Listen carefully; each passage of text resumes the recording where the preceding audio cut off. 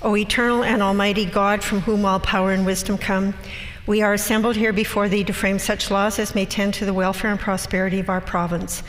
Grant, O merciful God, we pray thee, that we may desire only that which is in accordance with thy will, that we may seek it with wisdom and know it with certainty and accomplish it perfectly, for the glory and honor of thy name and for the welfare of all our people. Amen. Please be seated. Good afternoon, everybody. The Honourable Government House Leader. Good afternoon, Madam Speaker. On the issue of member statements, I'm seeking leave of the House to allow one of the government member statements to be provided to the independent Liberal member for today only. Is there leave to allow one of the government member statements to be provided to a Liberal member for today only? Leave has been granted.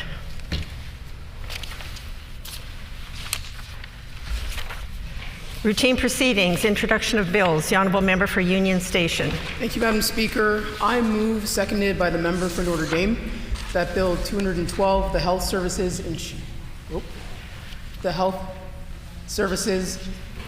Insurance Amendment Act, Personal Care Home Guidelines, be now read a first time.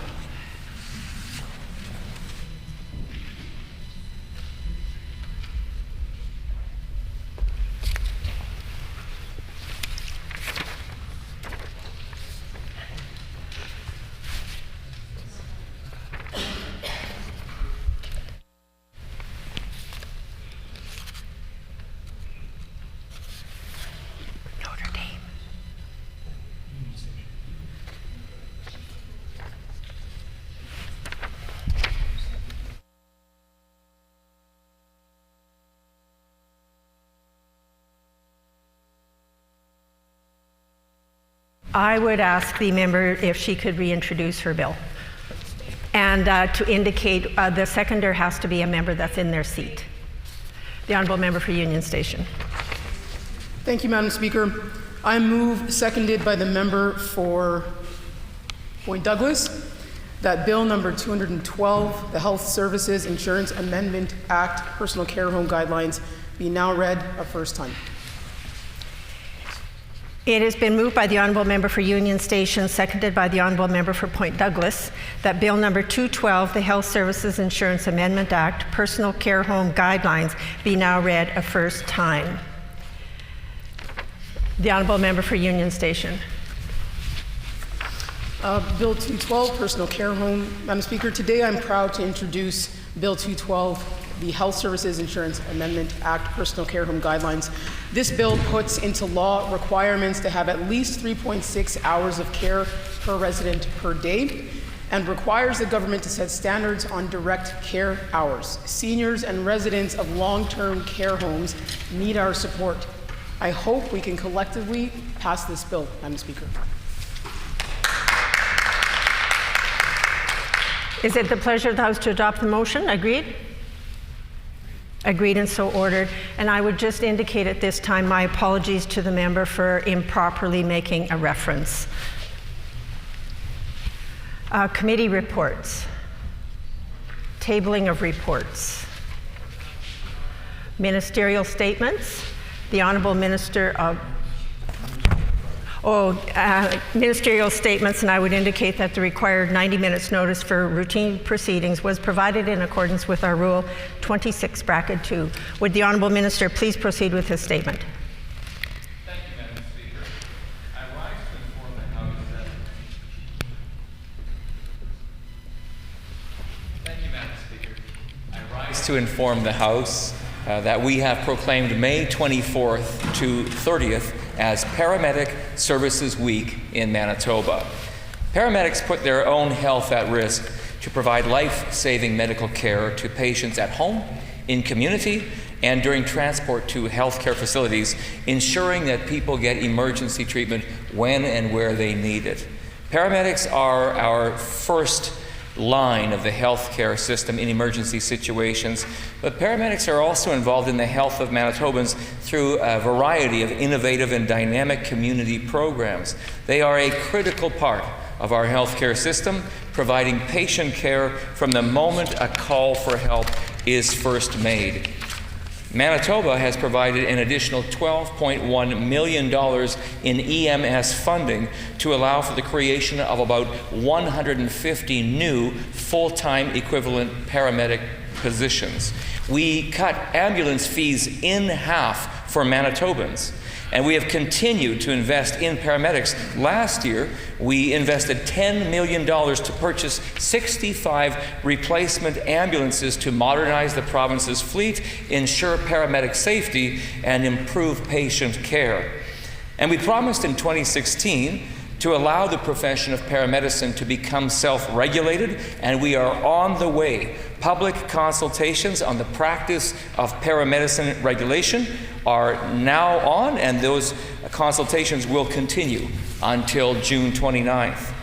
The valued contributions that our paramedics make every day is appreciated, especially during this COVID-19 pandemic, when they are often the first point of contact for Manitobans in need. Paramedics are always there for us, and that's why we are proud to be there for them. By investing in hiring more of them, providing them with newer and better equipped ambulances, and delivering on our promise of self-regulation for paramedicine. I want to thank Manitoba's paramedics for being true healthcare heroes, risking their own health to help people when they need it the most. Your dedication, commitment, and hard work are greatly appreciated by our government and by all Manitobans.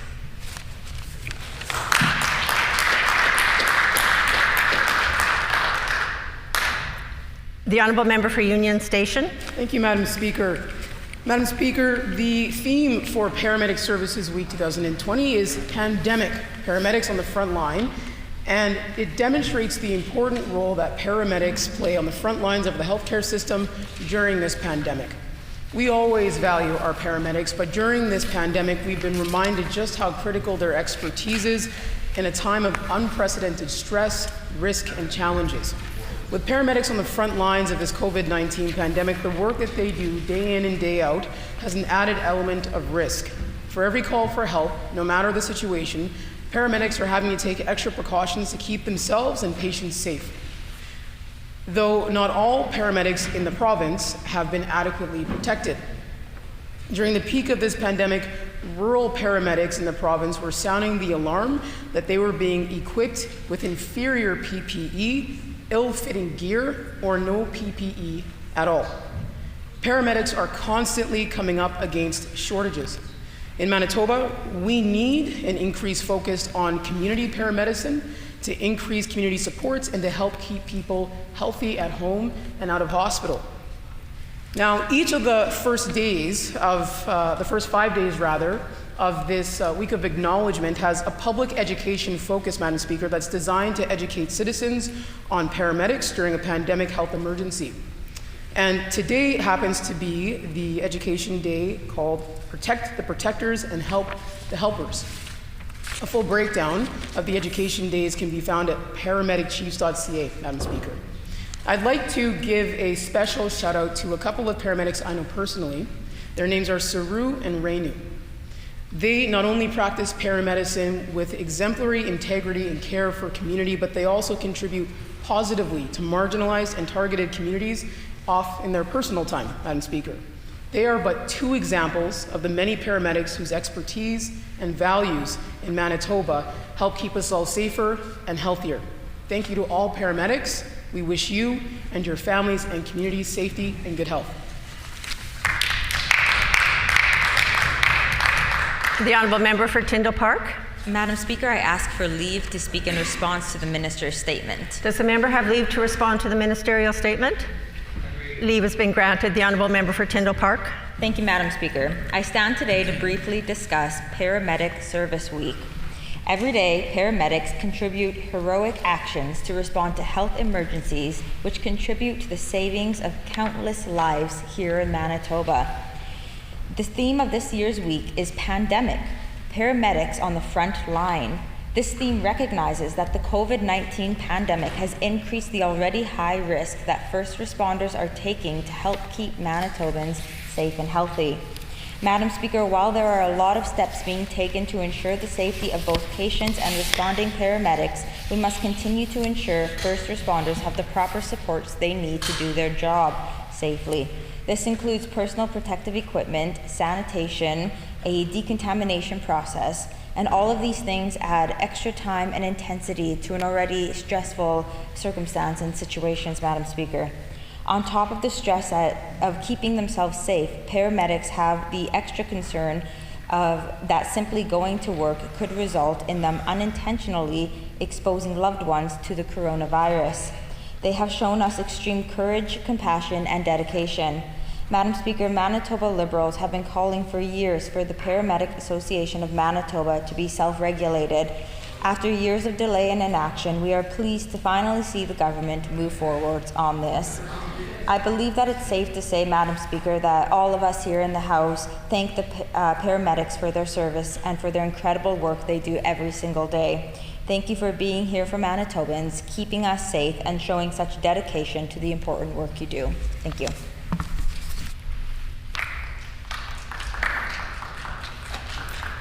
Members' statements.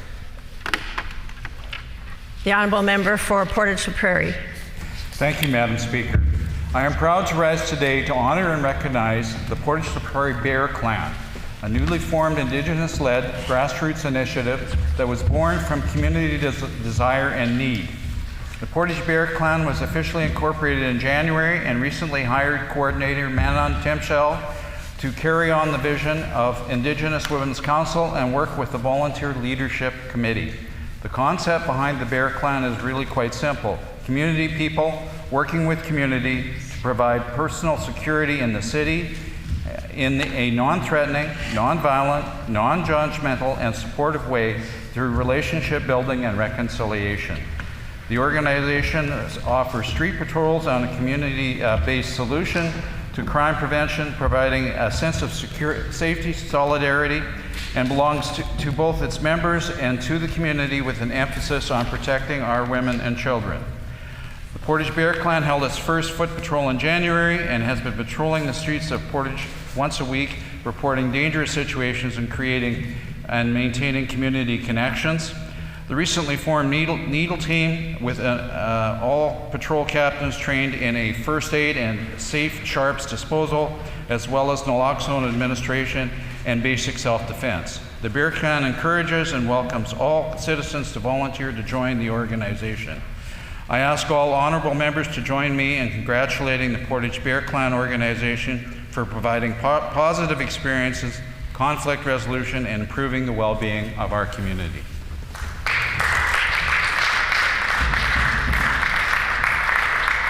The Honourable Member for St. Vital. Today I recognize a resident of St. Vital who has made extraordinary contributions to the life of Manitoba in her enduring commitment to health and well-being of young children. Jan Sanderson stands out as a shining example of how to be a mentor, model, and advocate. Jan was born and raised in Winnipeg. Her impressive career includes working in both Saskatchewan and Manitoba provincial governments. In 2001, she became CEO of Healthy Child Manitoba, and then in 2009 merged that role with her new responsibilities as a Deputy Minister of the then called Department Healthy Living and Youth and Seniors.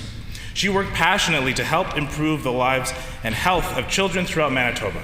In 2016, she became a research chair with Red River College. She focused her efforts on advocating for science of early child development, which is a knowledge mobilization initiative that makes current research available to those interested in learning about the impact of early years on children's lifelong health and well-being. In 2018, the project was honored by the Lawson Foundation of Innovation in Early Child Development and was the inaugural recipient of Canadian Association of Research Administration's Public Engagement and Advocacy Award. While at Red River College, Jan has supported and led a number of initiatives aimed at supporting children living in economically challenged circumstances. This past December, Jan Sanderson was named a member of the Order of Canada. Jan was recognized by the Governor-General for her leadership within Manitoba's public service by promoting improved quality of life and health for children. I invite all members to join me in celebrating the achievements of a lifelong St. Vital resident, Jan Sanderson, for her tremendous work to improve the health and well-being of young people in Manitoba.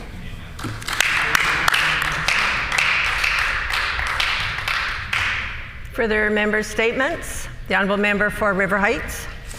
Madam Speaker, yesterday the Canadian Armed Forces report on Ontario long-term care homes was released. Its contents are shocking and concerning. It's apparent there was a major failure of oversight by the Ontario government. Some of the inadequate conditions, operations, and staffing of personal care homes had been occurring for many months, perhaps years. We also hear that there were inadequate provincial inspections and oversight of personal care homes in Ontario. It is a wake-up call for Manitoba, where we have had reports of problems in some of Manitoba's personal care homes over the last number of years. It is imperative that there are adequate inspections and oversight in Manitoba. It would also be highly desirable and timely to have an independent report on the staffing levels and quality of care in Manitoba's personal care homes. As well, there was a failure of the Ontario government to develop a rapid response team to move into a home when an outbreak occurred. When a COVID-19 infection happens in a personal care home, many of the staff may have been in contact with the affected person. Such staff need to isolate or quarantine. This can suddenly leave the personal care home drastically short of staff at the very time of the emergency due to the COVID-19 outbreak. It's critical that there be a provincial rapid response team to address the staffing shortfall, to ensure highly trained personnel are present at the time of the outbreak, and to make sure that such personnel are trained in the care of elderly individuals with dementia, as well as in carrying out critical protocols with respect to infection control. There also need to be protocols in place in all personal care homes with rooms with more than one resident to ensure single isolation rooms are available when an outbreak occurs. Thank you, Madam Speaker. Miigwech, merci. Further member statements. The Honourable Member for Union Station. Madam Speaker, today I rise to recognize the great and important work of the community project Food for All, which is based in Union Station. COVID-19 has increased job insecurity, led to closures of basic support services, and has created a need for more food security efforts throughout the province and in our local communities. Thankfully, individuals and nonprofits have stepped up to generate solutions to help the most vulnerable adapt and survive during these times. One such example is Food for All. The idea was first created by Raymond Nabui and Melrose Kinoy, who created the program to help feed those at risk of food insecurity in the Central Park neighborhood amid this pandemic. The emergency project has now expanded and is operated by community development helpers from Central Neighborhoods, Rainbow Community Gardens, West Central Women's Resource Center, and Knox United Church, with support from other local partners. Since March 30th, Food for All has facilitated a meal program serving breakfast and lunch outside of Knox Church. While respecting health and physical distancing guidelines, Food for All volunteers, consisting largely of newcomer women, have given an average of 120 food packages out daily. Each package is composed of a well-balanced, nutritious meal and some personal protective equipment when available. They have volunteers who drop off meals to seniors directly who are unable to leave their homes safely. Food for All operates with the help of volunteers and funding from local community donors. If it's within your means, I would ask that people please donate, volunteer, and help spread awareness about this amazing initiative. This pandemic has emphasized how invaluable social services are in our communities, Madam Speaker. Our nonprofit sector deserves not only our gratitude, but support to continue to ensure they receive adequate funding and the necessary resources to continue their outstanding work. Please join me in thanking Food for All and the entire nonprofit sector for their amazing efforts to fill the gaps in serving Manitobans. Thank you.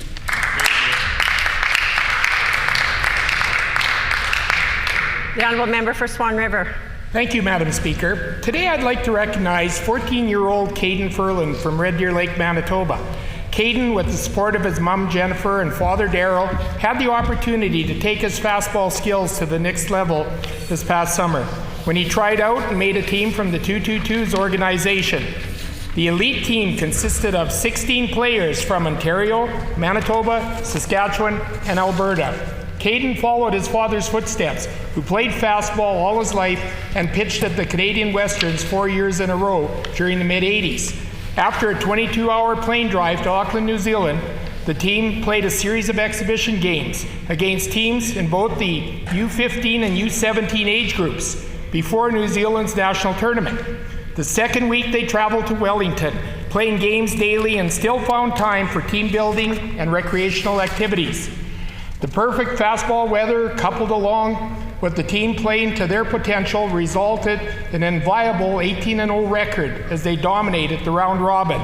The team members were true ambassadors for Canada and for our province, and the amazing response they received throughout the tour made very well make this an annual event. This would indeed create opportunity for our Canadian youth to excel in the game of fastball. I congratulate Caden and wish him all the best in his future endeavors. Thank you.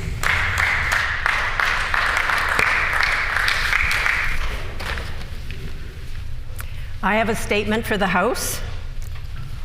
We're saying farewell today to two people, and I would ask for the attention of all honorable members for a few moments as we recognize and celebrate the accomplishments of two key members of the Assembly family who will be leaving us soon.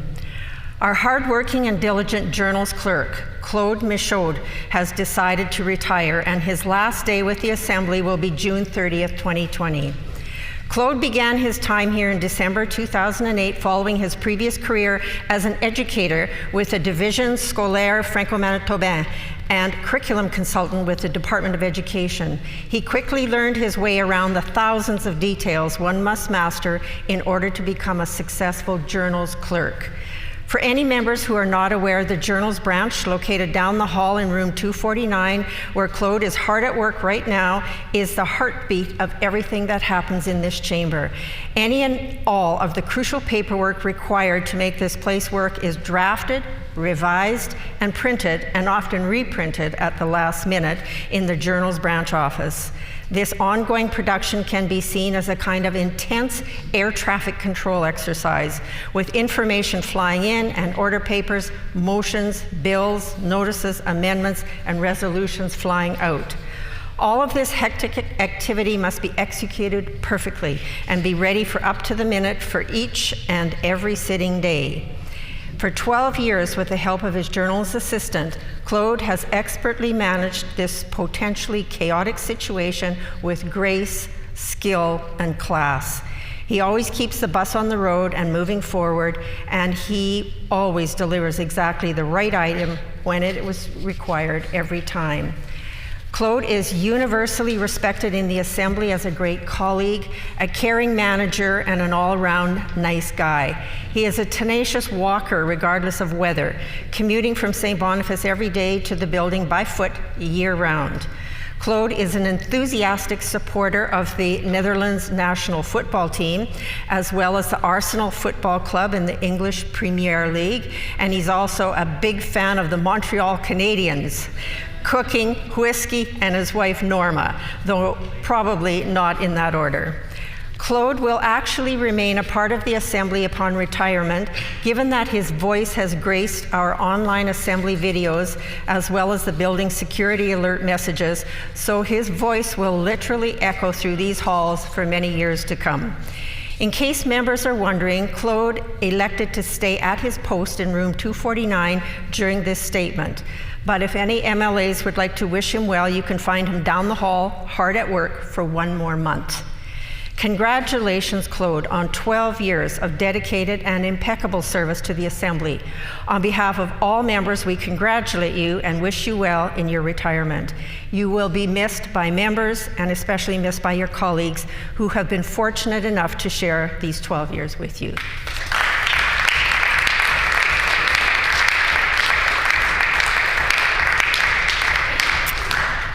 I would like to ask members to turn their attention to the table now, where another one of our clerks is serving his last day in the chamber. Mr. Andrea Signorelli began his career with the Assembly in September 2011 as a assistant clerk of committees. An Italian by birth and a Canadian by choice, Andrea immigrated to Canada in 2008 to study law at the University of Manitoba. Armed with an ambitious intellect, in the ensuing years, Andrea earned 2 law degrees to add to his first law degree from Italy. Along the way, he also married Erica and shared the joy of the arrival of his beautiful daughter, Margaret, in 2018. One might think that would be enough activity for one busy man, but since September of 2011, Andrea has also served in the extremely demanding role of Manitoba Committee Clerk. As members would well know, Andrea brought all of his skills to bear in this position. The job requires incredible attention to detail, the ability to juggle conflicting priorities, a strong work ethic, intense research and writing skills, as well as the ability to diplomatically manage a wide variety of occasionally demanding personalities. Andrea excelled in this position, absorbing his training with enthusiasm from day one and demonstrating his capacity to learn and grow every year in this place. Serving at the table is demanding for any clerk, and Andrea always met that challenge and added immeasurably to the procedural team. Serving in committees provides another challenging environment for clerks. Andrea met that challenge and exceeded expectations regularly. Whether it was successfully managing a room full of public presenters on contentious legislation or wrangling members of the Public Accounts Committee considering detailed reports from the Auditor General, Andrea always knew the right path to follow for a successful meeting. Andrea remained a team player throughout his tenure at the Assembly, earning the respect and admiration of members, as well as being respected and admired by his colleagues, both in the Assembly as well as at the Legislative Council, the Office of the Auditor General, and beyond. Andrea served on several committees of the Canadian Clerks at the Table Society, and we have little doubt that, had he remained with us, one day he would have served on the executive of the well-respected Clerks Professional Association. Our clerk, Patricia Chachuk, graciously offered to let Andrea sit in the prestigious center chair at the table today so that he can experience the chamber from that unique vantage point on this special day. I understand that Andrea's parents are watching this broadcast today at home in Italy, and I would like to say hello to them on behalf of the Legislative Assembly of Manitoba and thank them for raising such a capable fellow. Andrea's last day as a clerk assistant, clerk of committees, is this Friday, but we are pleased that he will be able to stay with us as a research associate for a few more months after that, working on special projects for the clerk's office. In September, he will begin a new chapter articling for Fillmore Riley on his way to a career in law for which he is very well prepared and trained. Congratulations, Andrea, on your accomplishments with the Assembly, and best of luck in the legal world. You will be missed in this place, but know that your work here has had great value and that you played a key role in the essential work of the Legislative Assembly of Manitoba.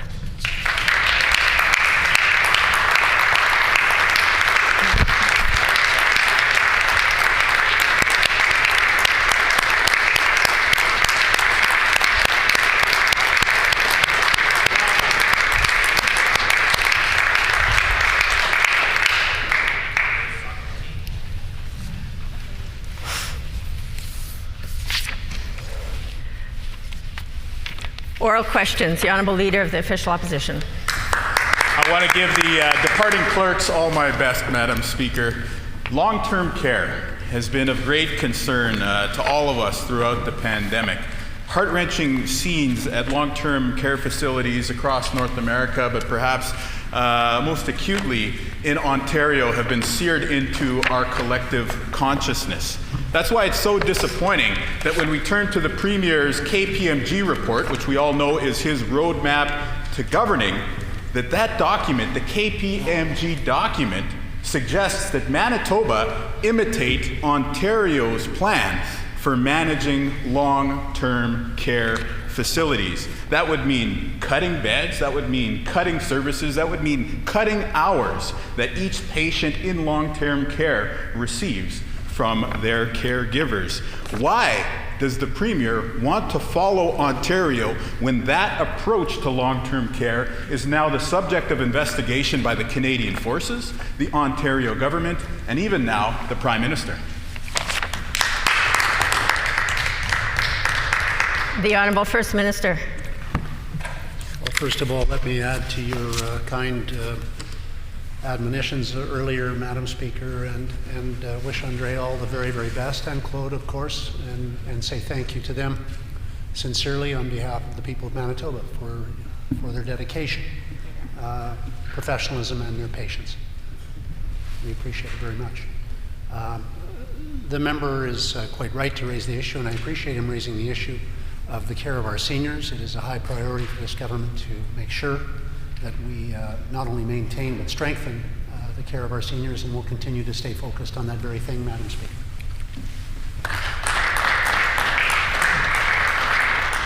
The Honourable Leader of the Official Opposition on a supplementary question. Madam Speaker, I will table the relevant pages of the KPMG report because what they outline for long-term care in Manitoba is quite damning. Again, this is the Premier's roadmap for governing here in the province, and it recommends cutting $67 million per year from long-term care funding. It recommends reducing spending at personal care homes across Manitoba. It also says that Manitoba might need 1,600 fewer beds in personal care homes. That is, of course, if the Premier implements the recommendations of his roadmap to government drafted by KPMG. We know that each of those moves will not help protect seniors from COVID-19. Will the Premier commit today to abandoning the recommendations of KPMG and instead reversing course by investing in long-term care facilities? The Honourable First Minister. No government in the history of Manitoba has invested more and more effectively, Madam Speaker, in the care of seniors than this government. We'll continue to focus on that care. The Honourable Leader of the Official Opposition on a final supplementary. Madam Speaker, no government in the history of Manitoba has paid more to high-priced consultants to come up with new ways to reduce public services to Manitoba seniors. It is quite damning that the KPMG report that this Premier turns to as his playbook for how to make cuts in Manitoba recommends cutting $67 million from long-term care. But it goes beyond that. I will table this letter from the Department of Health, which recommends cutting the number of hours that each patient in a personal care home receives in Manitoba. Cuts like these are what led to Ontario long-term care homes being so vulnerable to COVID-19. We see that the Premier has already begun to implement the recommendations of the KPMG report. Will he now learn from the experience of other jurisdictions' disasters with long-term care by backing off these cuts and instead investing in long-term care right here in Manitoba? The Honourable First Minister. We saw the intransigence in Manitoba under the previous administration, Madam Speaker. We saw that the absence of a plan cost Manitobans jobs. We knew that the absence of any strategy in terms of health care caused us to rank last in the country in most major indicators. We saw that the failure to ask or to research positive ideas and implement them caused us to be the poverty capital of the country, Madam Speaker. We are no longer the poverty capital. We are leading in many economic growth categories, and we are investing strategically in improvements in health care that are seeing real results, including for our seniors.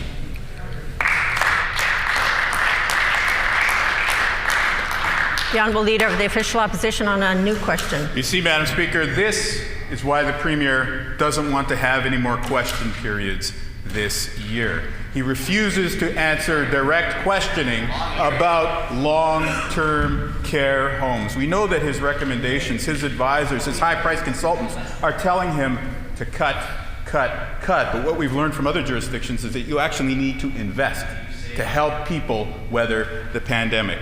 We also know that democracy is an essential service, that as this government cuts jobs, as this government cuts long-term care services, that Manitobans expect that there will be accountability delivered through our democratic institution, namely this chamber. Provinces across the country continue to sit through the month of June. Will the Premier agree to come back to work next month and have more sitting days of our Manitoba legislature?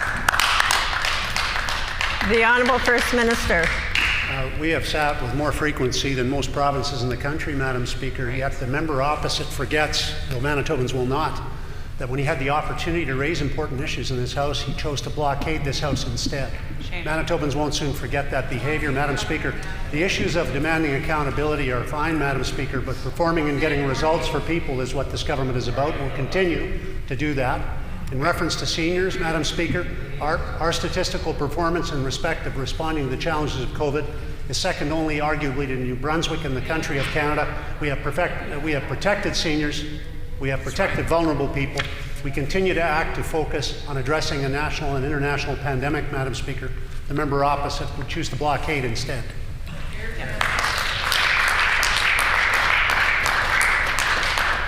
The Honourable Leader of the Official Opposition on a supplementary question. I'm not going to dignify much of the Premier's comments there, except to say that the dog whistle around his neck does not suit the office of the Premier of Manitoba. What I would say, however, is that Manitobans will remember that this government, these cabinet ministers, this Premier laid off thousands of Manitobans and then wouldn't come back to work the following week to answer accountability questions. We have learned that Manitoba Hydro next week will be delivering the pink slips signed by this Premier and his cabinet ministers. So those layoff notices will be delivered next week, and yet if the Premier has his way, he won't have to answer any questions about them. The Premier can be intransigent in this House and refuse us the opportunity to sit, but what will he say to the Manitoba Hydro employees who are losing their jobs next week and want answers from him? The Honourable First Minister. Well, I'll accept the thanks of Manitoba Hydro employees who appreciate the fact that we're not wasting billions of dollars and jeopardizing their future job security as a consequence of ignoring the need to be accountable as the previous NDP government did. And Madam Speaker, I won't stand back and accept the member's assertions that he cares about Manitoba Hydro employees when he supports blockades on hydro projects either.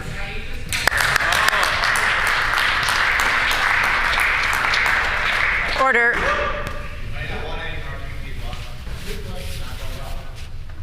Order.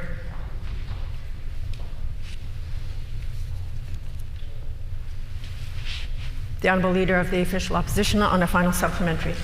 Madam Speaker, it's clear that the Premier has no answer when it comes to the layoffs at Manitoba Hydro. We hear that his staff are running out of the building with great speed, coursing down the hallways because they are trying to find an answer to hand him when it comes to long-term care homes. We also know that their rollout of the education announcement this past week has been met with considerable consternation and objection from both students, parents, and teachers alike, Madam Speaker. It is very clear that the government does not want to answer accountability questions, even though as we move into the month of June, there are going to be issue after issue that Manitobans deserve answers on. Will the Premier stand in his place today and commit to coming back to this chamber next month so that he can answer questions about Manitoba Hydro layoffs, long-term care homes, and the return to school for our Manitoba students? The Honourable First Minister. Well, as I've relayed to the member, and he is fully aware, we have continued to sit in this chamber and answer questions from the member, as dull and repetitive as they may be, through this entire pandemic, while other chambers across the country have not sat at all. That's right. The Federal House is planning to adjourn. We are planning to stay in committees where work would be required by the members opposite if they chose to do it. So, Madam Speaker, I would suggest that on the issues of accountability, this government is standing strong and ahead of other jurisdictions, quite frankly. I'm sure that the member may have something to contribute, Madam Speaker. I would hope that she would do it in a constructive way, because what is evident here today, and what has been sadly evident, is that during this pandemic and at other times, the opposition chooses to put partisan politics ahead of achieving real progress for the people of the province. We choose the progress, they can keep the partisanship. Hear, hear.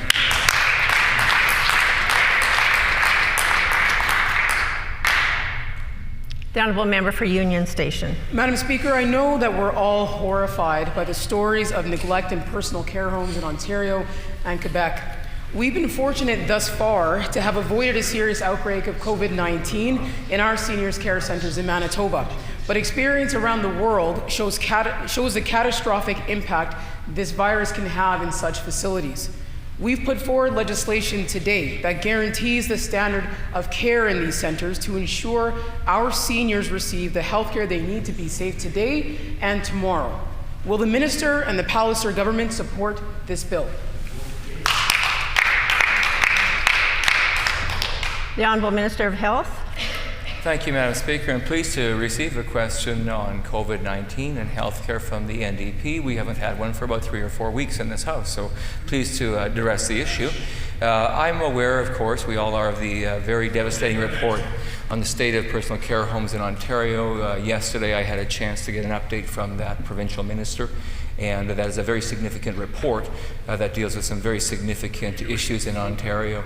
We're very pleased with the fact that the kind of virus infection and devastation that's been seen in other personal care homes across Canada has not been seen in this province. Hear, hear.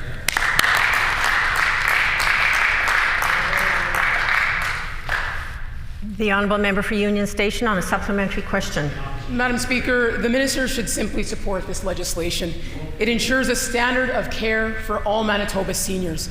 Unfortunately, the Palliser government has cut funding to personal care homes not once, but twice in just the past few years. Now, we should not be looking to Ontario as a model, Madam Speaker, as their KPMG report has urged and as the Minister is following. Recent events show just how short-sighted that approach is. We need to guarantee quality health care for our seniors here in Manitoba.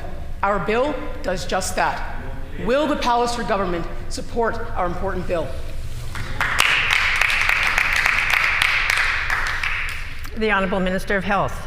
Madam Speaker, that's erroneous. There's been no reduction in daily funding to personal care homes in Manitoba. But importantly, let us say this, that when it comes to COVID-19, what have been the actions that have been undertaken to keep our seniors who are so vulnerable safe? Well, I would say to you that being one of the first provinces to implement these new virtual tariffs and fees for doctors to be able to provide services and care to residents in personal care home has kept COVID-19 out of our personal care homes. It's been one demonstration of the kind of success that we have had in keeping our most vulnerable seniors in personal care homes safe. Hear, hear.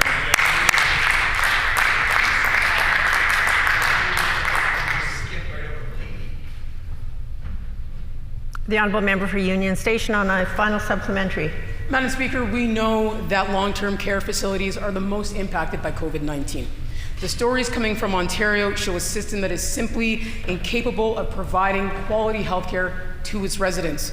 Ontario should be no model of standards of care. The Palliser government has cut funding to our personal care homes twice. It's time for a new approach.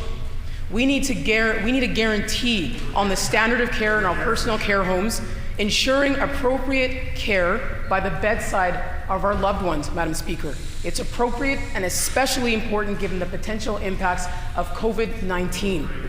Will the Minister support it today?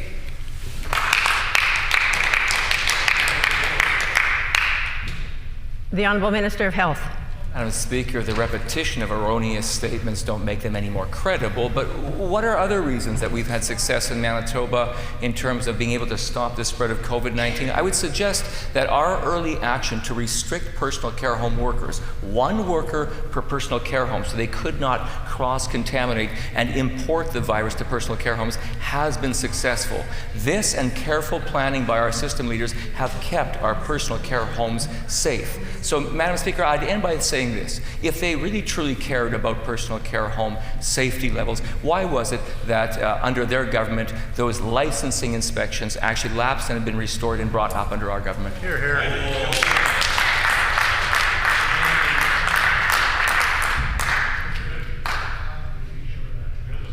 Order. The Honourable Member for the Pas-Camissac. Kinanas Kumiten, Madam Speaker. Our northern fishers are facing tremendous pressure because of this pandemic. The Freshwater Fish Marketing Corporation is no longer buying walleye because of a drastic drop in sales. We have previously raised with the Minister our concern that many fishers are ineligible for provincial support because they don't have a business number. I asked the Minister again, Will he fix the so-called GAP program so that our fishers are eligible for support?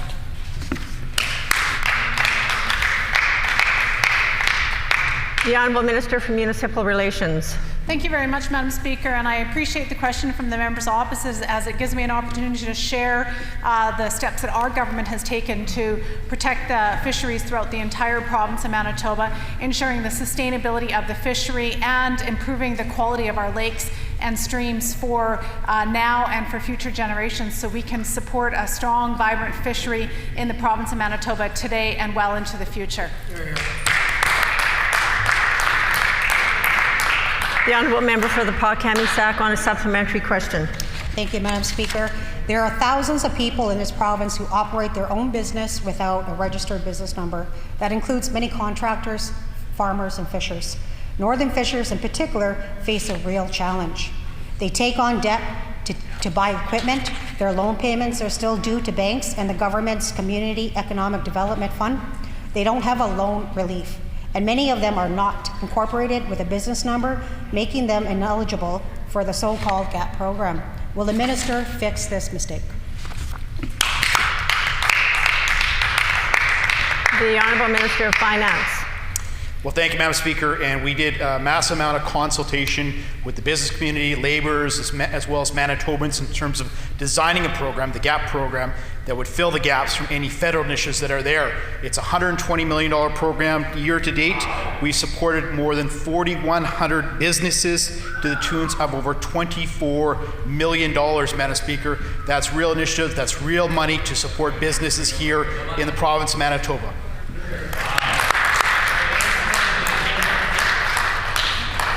The Honourable Member for the Pas-Kamisac on a final supplementary. Madam Speaker, let's talk about fishers. The minister has simply not been responsive to the concerns of our northern fishers. They face tremendous losses this year, but many of them are ineligible for provincial supports through this so-called GAP program. It's just sad that a program named to catch those ineligible for federal support would be designed to exclude those who need the help most. We need exceptional supports for our fishers now. Will the minister step forward with a plan?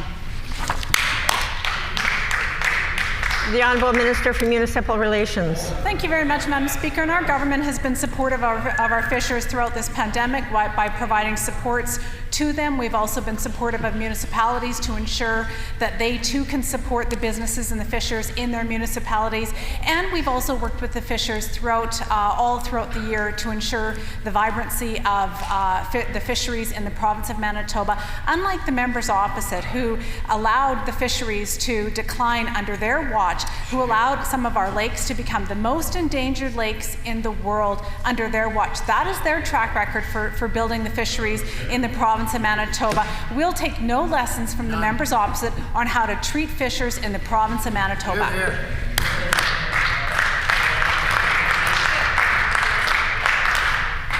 The Honourable Member for St. John's. Order. Thank you, Madam Speaker. Women are predominantly more impacted by the economic downturn of COVID-19. Retail, restaurant, and hospitality industries account for 44% of job losses in Manitoba over the last 2 months. Industries where women workers are predominantly women. Many of these positions are also that earn the least amount of money, meaning that some of our most vulnerable women are being impacted the hardest, Madam Speaker.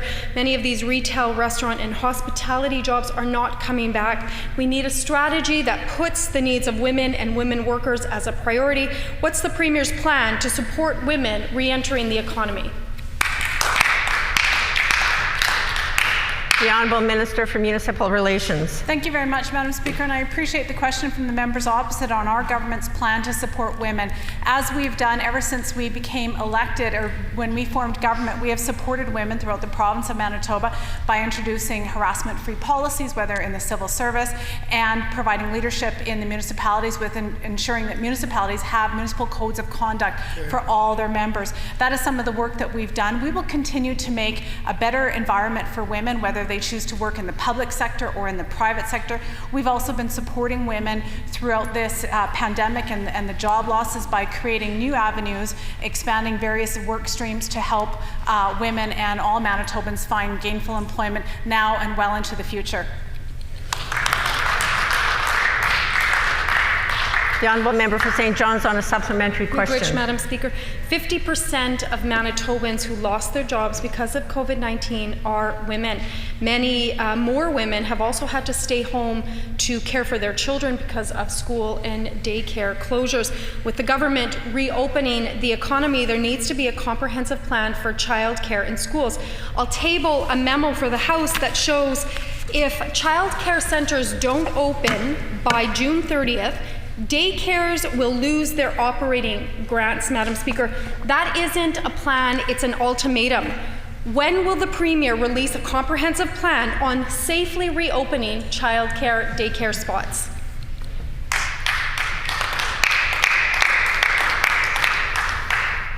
The Honourable Minister of Families.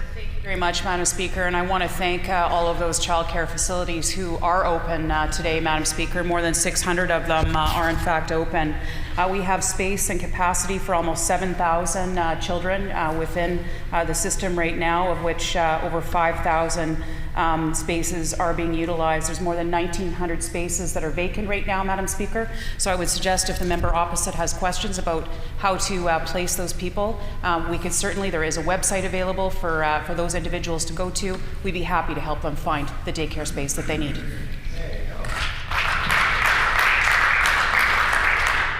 The Honourable Member for St. John's on a final supplementary. Madam Speaker. Quality childcare is essential to having women succeed in the workforce and the economy.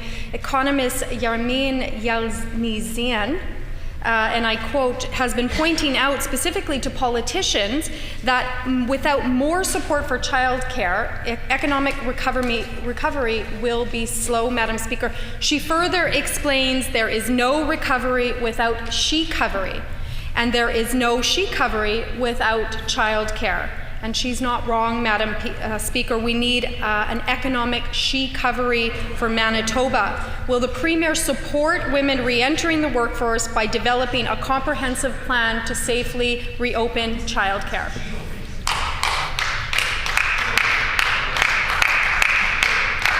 The Honourable First Order. Order. The Honourable First Minister. Well, I think the member makes a good point. I think we're in this together, Madam Speaker. There's no he recovery without she recovery. There's no recovery separately. We have to be in this together, and that's what we are. No recovery in increasing the rights and protections of women in the workforce by seeing harassment and covering it up, as the previous government did with a cabinet minister, Madam Speaker. No recovery possible when you do things like that. So our plans involve supporting women and men to come back into a resilient economy, to provide the most generous gap financing for small business and entrepreneurs, many of them women, Madam Speaker, so that we can see that recovery happen in a real way, to offer some of the most generous student supports in the country, to allow women to find jobs and to support themselves as they move into a new career or training for a new career. These are the measures we're taking, real measures, Madam Speaker, so we can achieve the results that sadly were not achieved under an NDP government previous to ours.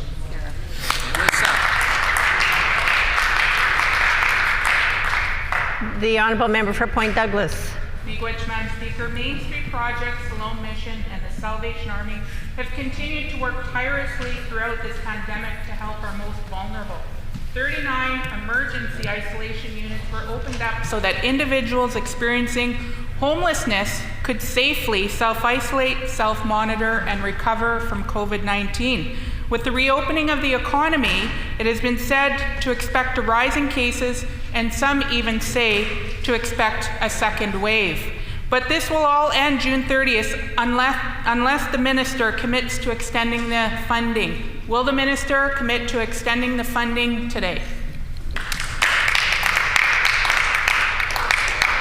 The Honourable Minister of Families. Thank you very much, Madam Speaker. And the member opposite does make a very important point, and it is important for all of us to ensure that we have adequate housing and that we're looking after those most vulnerable in our society, Madam Speaker. And that's why we announced a $1.2 million program to expand the capacity of our shelters, Madam Speaker, adding over 100 shelter beds in the province of Manitoba. And we will continue to work with people within the community to ensure that we look after the most vulnerable in our communities.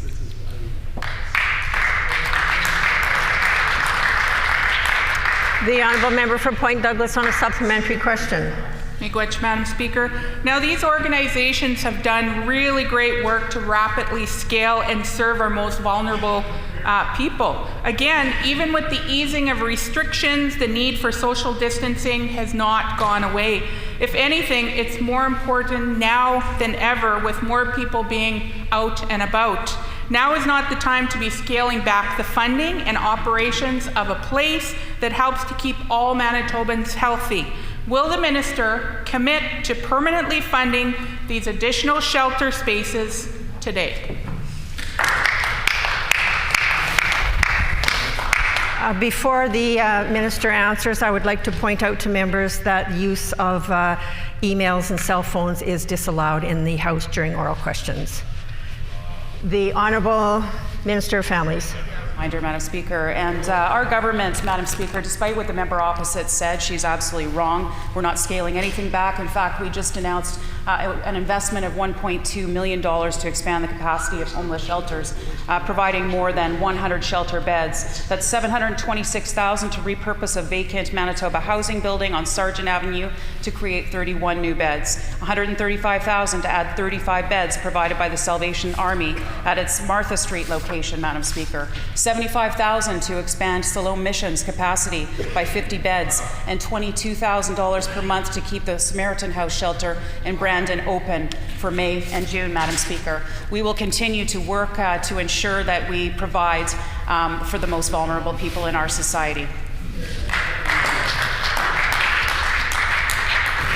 The Honourable Member for Point Douglas on a final supplementary.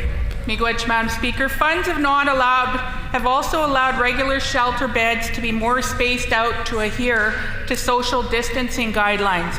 So it would be quite odd and counterintuitive for the minister to reverse funding, which is going to end June 30th, when the 6 feet social distancing rule is going to stay in place for some unforeseeable future. But the reality is, no more provincial funding means reverting back to 100+ people sleeping on mats side by side and possibly being turned away every night. That doesn't keep our most vulnerable safe or help to stop the spread of COVID-19. So again, I'll ask, will the minister commit to extending the emergency funding for shelters for as long as it's needed? The Honourable Minister of Families.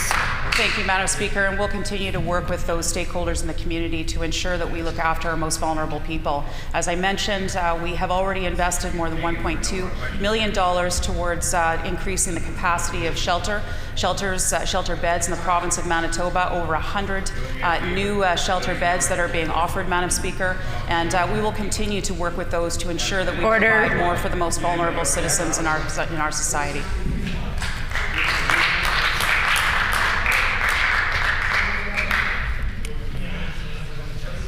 Order.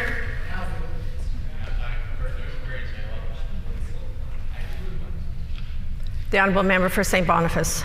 Thank you, Madam Speaker. There was an article in the Steinbach Carillon last week about a chicken restaurant opening on Tuesday, May 19th, before the gathering restrictions were lifted. Featured in the photo are Ted Falk, the Conservative MP, Earl Funk, the Mayor, and the story reads, quote, "There was little interest in physical distancing," end quote.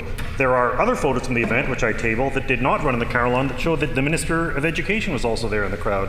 While the government continues to tell Manitobans to physically distance, the government's own minister is flouting the rules. Can the Premier explain why his minister is undermining public health orders, and does he agree with Manitoba Liberals he should be fined for ignoring them? The Honourable First Minister. I'm of course chagrined that anyone would ignore social distancing requirements that are so clearly necessary to make sure we keep the progress we've made real, and going forward into the future that we continue to exercise that discipline. I'm just surprised the member didn't raise the issues about the Prime Minister going to his vacation home and ignoring those same rules. Right.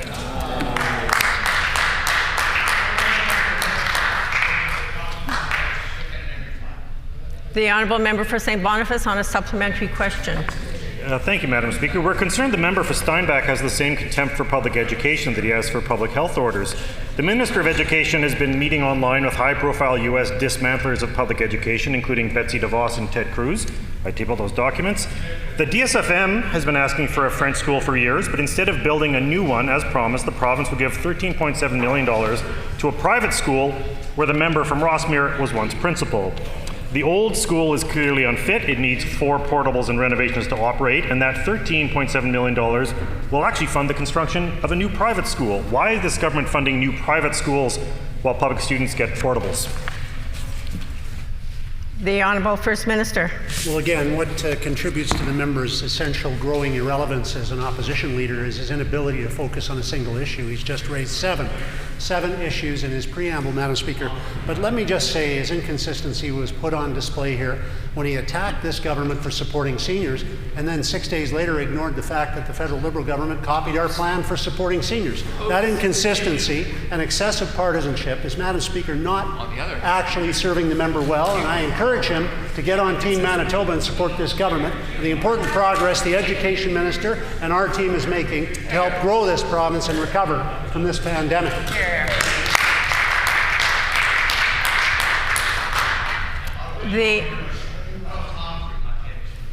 The Honourable Member for River Heights on a final supplementary. Madam Speaker, I tabled today a report on the Lions Prairie Manor Personal Care Home, which shows that we have in Manitoba personal care homes which are just as bad as those described in the report released yesterday on Ontario personal care homes. In Ontario, there was a lack of adequate inspections and oversight by the Ontario government of personal care homes. The Ontario government also failed to put in place a rapid response team to go to personal care homes where there were outbreaks. The result was Ontario had to call in the military. I asked the minister, is he ensuring adequate oversight of personal care homes in Manitoba? And when will he put in place a well-trained rapid response team to go to any home in Manitoba where there is a COVID-19 outbreak? The Honourable First Minister. The member disappoints me, Madam Speaker. I have great admiration and respect for the member, but not in respect of that question. That was an insulting question. The people who have worked so hard to make changes at Lions Prairie Manor happen. That was insulting to a place that offered my mother her care in her final days and employs people who are totally dedicated to the care of seniors. New standards have been brought into play as a consequence of the report the member cites. New training has been developed to enhance the care that's offered there. The member should not try to impugn the integrity of hard-working, dedicated frontline civil servants in this province at this time or at any other time.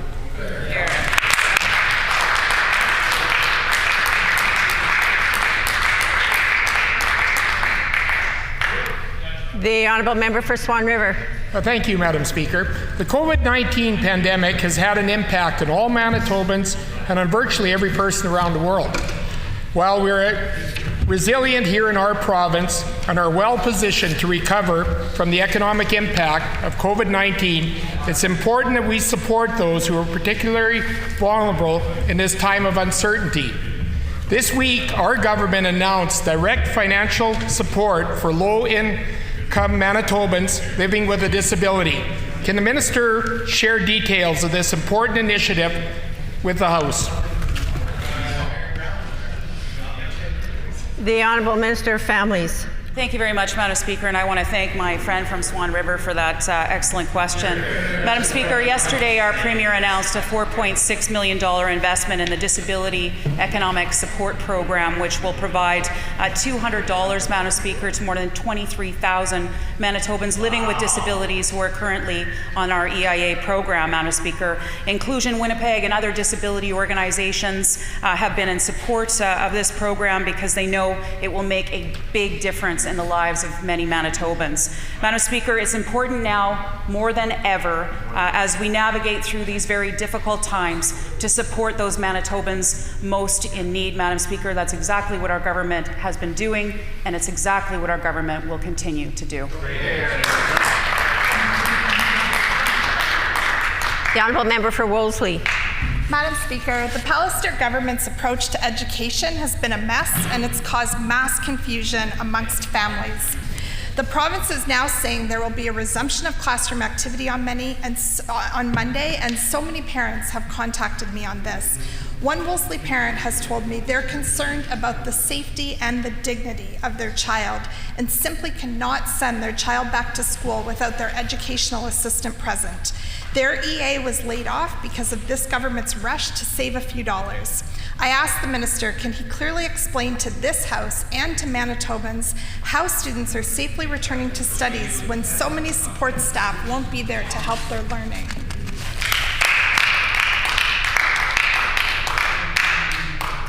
The Honourable Minister of Education. Madam Speaker, under the guidance and suggestion of Public Health, limited use of schools was approved a couple of weeks ago. There's been day camps that have been held in schools. Teachers have been working in schools. Madam Speaker, we know that under a partial reopening, students will be able to reconnect with their teachers. They'll be able to have assessments done. They'll be able to prepare for September. It is all about the students, Madam Speaker, and ensuring that our young people are prepared to succeed next fall and to catch up from what they lost this year, Madam Speaker. The Honourable Member for Wolseley on a supplementary question. Madam Speaker, it's understandable that Manitobans are confused by the government's plans. Their own member for Brandon East disputes that over 6,000 layoffs have occurred in our schools. In fact, he took to social media, calling it false, and fought with an education assistant in Brandon, calling for her to post her notice of layoff. This is so disrespectful. I will table for the House evidence of these remarks and evidence of a fraction of these layoffs. 245 in Brandon, 163 in the Interlake, 164 in Red River Valley, 182 in Portage La Prairie, 954 in Pembina Trails, and on and on and on across the province. Can the minister explain to the member why some in-class studies are resuming while support staff are being shown the door?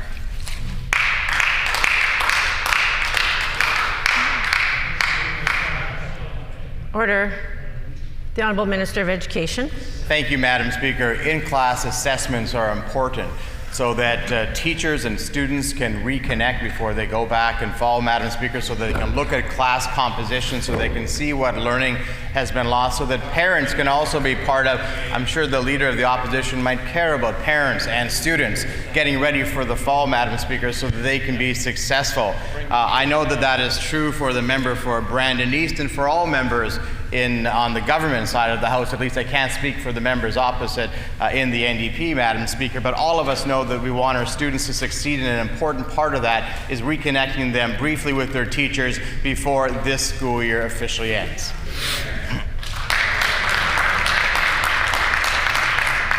The Honourable Member for Wolseley on a final supplementary.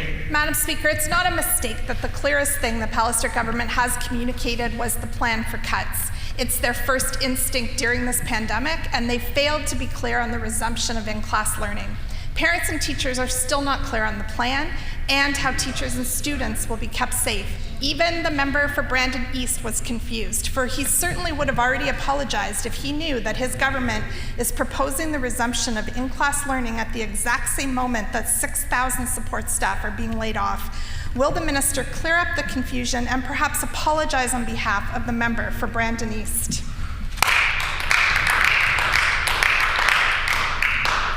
The Honourable Minister of Education. No confusion, we're putting our students first, Madam Speaker. The Honourable Member for Flin Flon. Thank you, Madam Speaker. Madam Speaker, paid sick leave provisions are governed by provincial legislation.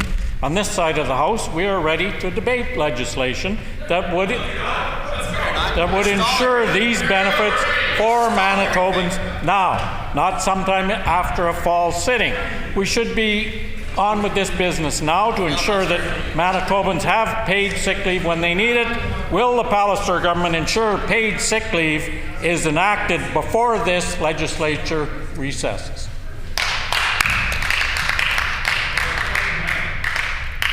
The Honourable First Minister.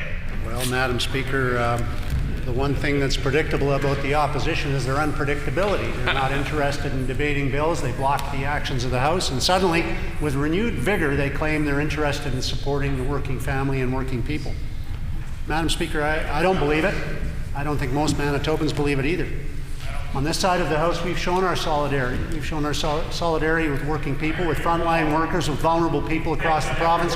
We've taken a voluntary pay cut, Madam Speaker, on this side of the House. Every member of the government's done that to show our solidarity for the people who are hurt by this COVID thing. And not one member on the other side's done that. Madam Speaker, that's an indication of a willingness and a commitment to stand up for working people, to demonstrate you understand the real empathy that should be exhibited at all times, not just during a pandemic, Madam Speaker. Members opposite have failed to demonstrate their solidarity with working people, their understanding of the needs of working families. They failed, Madam Speaker. They're not equipped not only to be a government, they're not equipped to be a proper opposition, Madam Speaker.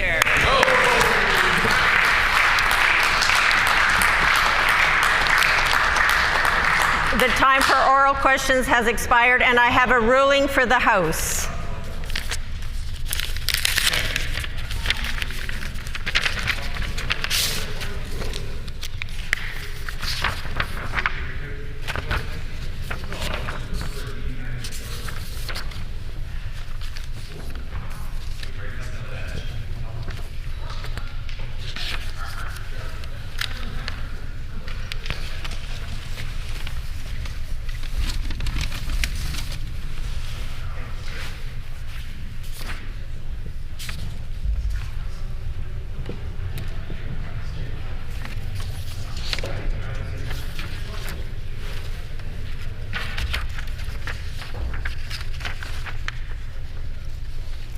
On March 11, 2020, the Honourable Member for St. John's raised a matter of privilege regarding the fact that the Auditor General has given a qualified opinion on the last two provincial budgets, and that in her opinion the government has been misrepresenting its financial statements. She further stated that because the government has not been in compliance with the Auditor General and that it has not represented the true state of provincial finances, this has interfered with her ability to perform her parliamentary duties. The member concluded her remarks by moving, and I quote, that this matter be moved to an all-party committee officiated by the Auditor General of Manitoba for discussion, end quote. The Honourable Government House Leader and the Honourable Member for River Heights both spoke to the matter of privilege before I took it under advisement, and I thank all Honourable Members for their advice to the Chair on this matter. As the House should know, in order to be ruled in order as a prima facie case of privilege, members must demonstrate both that the issue has been raised at the earliest opportunity and also provide sufficient evidence that the privileges of the House have been breached. Regarding timeliness, the Honourable Member for St. John's made a case that the phrase earliest opportunity should be understood in a holistic and contextual manner. I was unconvinced by this argument, and given that the Auditor General released his most recent qualified opinion on September 26, 2019, the member had ample time to research this matter and raise it in the House last year. Accordingly, I am ruling that the condition of timeliness was not met in this case. Regarding the second condition, the member argued that, and I quote, the provision of misleading information constitutes a breach of the privileges of members of this House, and it is clear that this government, its Premier, and its ministers are guilty of the provision of such misleading information, end quote. In examining the matter raised, I believe this to be a difference of opinion over facts, and numerous Manitoba speakers have ruled on many occasions that a dispute between two members as to allegations of fact does not constitute a breach of privilege. Further, Bosque and Gagnon advise on page 148 of House of Commons Procedure and Practice 3rd edition that if a question of privilege involves a disagreement between two or more members as to facts, the Speaker typically rules that such a dispute does not prevent members from fulfilling their parliamentary functions, nor does such a disagreement breach the collective privileges of the House. As well, Joseph Mango on page 223 of the 2nd edition of Parliamentary Privilege in Canada states that and I quote, "A dispute between two members about questions of facts said in debate does not constitute a valid question of privilege because it is a matter of debate," end quote. I would therefore rule that the honourable member does not have a prima facie matter of privilege.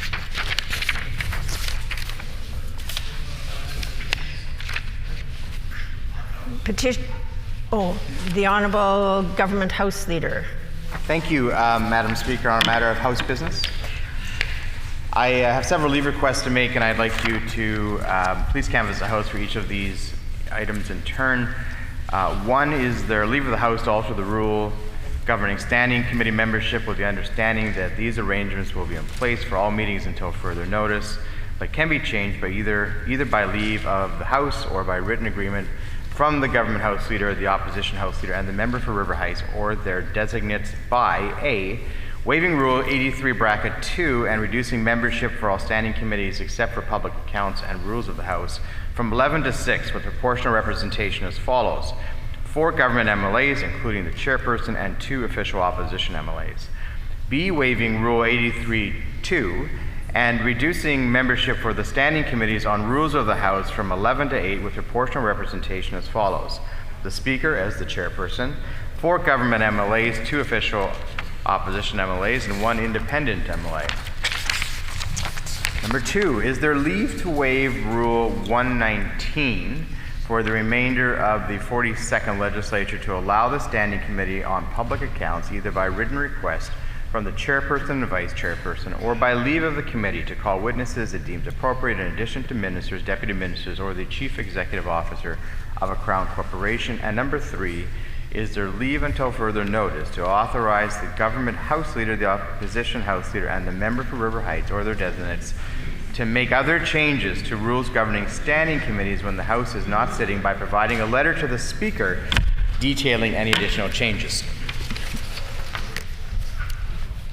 The first request, is there leave of the House to alter the rule governing standing committee membership with the understanding that these arrangements will be in place for all meetings until further notice, but can be changed either by leave of the House or by written agreement from the Government House Leader, the Opposition House Leader, and the member for River Heights or their designates by A, waiving Rule 83(2) and reducing membership for all standing committees except for public accounts and rules of the House from 11 to 6 with proportional representation as follows: 4 government MLAs, including the chairperson, 2 official opposition MLAs, and B, waiving Rule 83(2) and reducing membership for the standing committees on rules of the House from 11 to 8 with proportional representation as follows: Speaker as chairperson, 4 government MLAs, 2 official opposition MLAs, and 1 independent Liberal.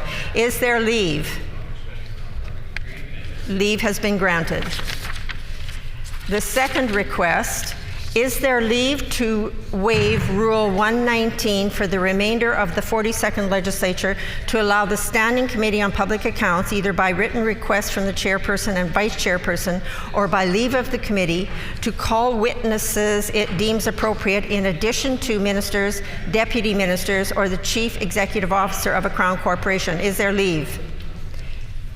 Leave has been granted. And the third request,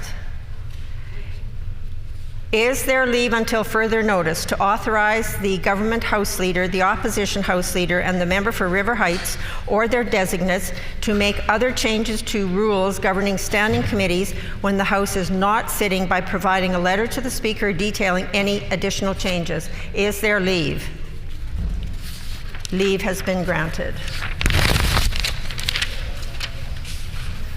Petitions. The Honourable Member for Wolseley. Madam Speaker, I wish to present the following petition to the Legislative Assembly. To the Legislative Assembly of Manitoba. The background to this petition is as follows. The provincial government plans to close the Dauphin Correctional Centre in May of 2020. The DCC is one of the largest employees in Dauphin. Order, please. Community with good family supporting jobs. Approximately 80 families will be directly affected by the closure, which will also impact the local economy. As of January 27, 2020, Manitoba's justice system was already more than 250 inmates over capacity. We petition the Legislative Assembly of Manitoba as follows: to urge the Minister of Justice to immediately reverse the decision to close the DCC and proceed with the previous plan to build a new correctional and healing center with an expanded courthouse in Dauphin. This has been signed by many Manitobans. In accordance with our Rule 133, bracket 6, when petitions are read, they are deemed to be received by the House. Further petitions? The Honourable Member for Point Douglas. Which, Madam Speaker, I wish to present the following petition to the Legislative Assembly. The background to this petition is as follows. 1. The provincial government plans to close the Dauphin Correctional Centre, DCC, in May 2020. 2. The DCC is one of the largest employers in Dauphin, providing the community with good family-supporting jobs. 3. Approximately 80 families will be directly affected by the closure, which will also impact the local economy. 4. As of January 27, 2020, Manitoba's justice system was already more than 250 inmates over capacity. We petition the Legislative Assembly of Manitoba as follows: to urge the Minister of Justice to immediately reverse the decision to close the DCC and proceed with the previous plan to build a new correctional and healing center with an expanded courthouse in Dauphin. And this is signed by Barb Kaluski, Grant Fisher, Jody Fisher, and many, many other Manitobans.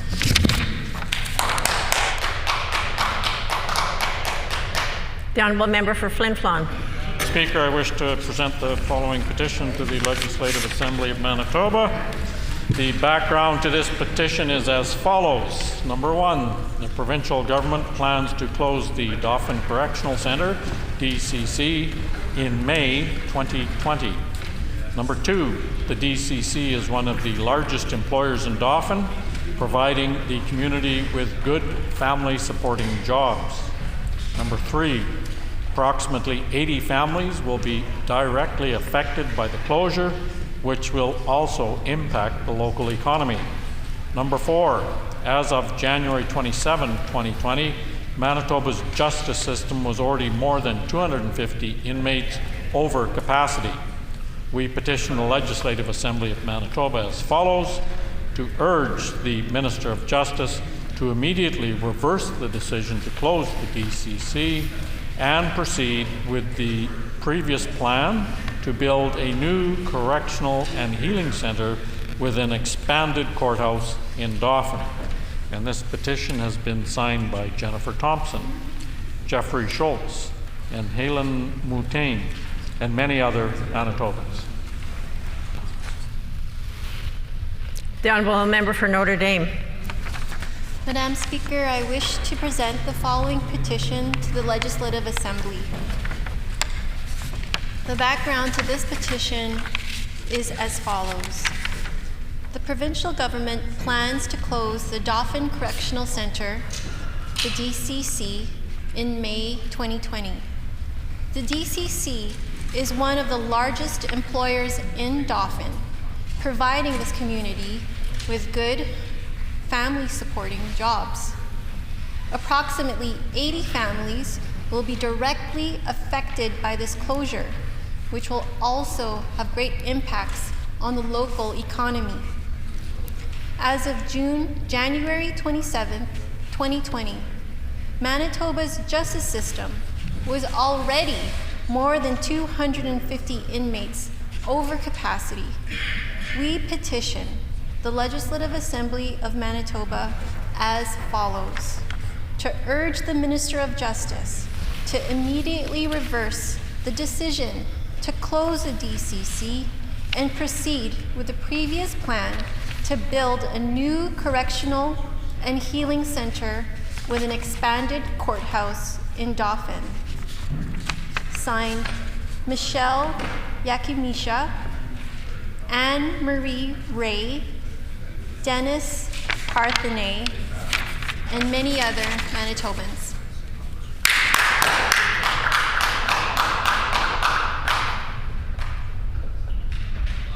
The Honourable Member for St. John's.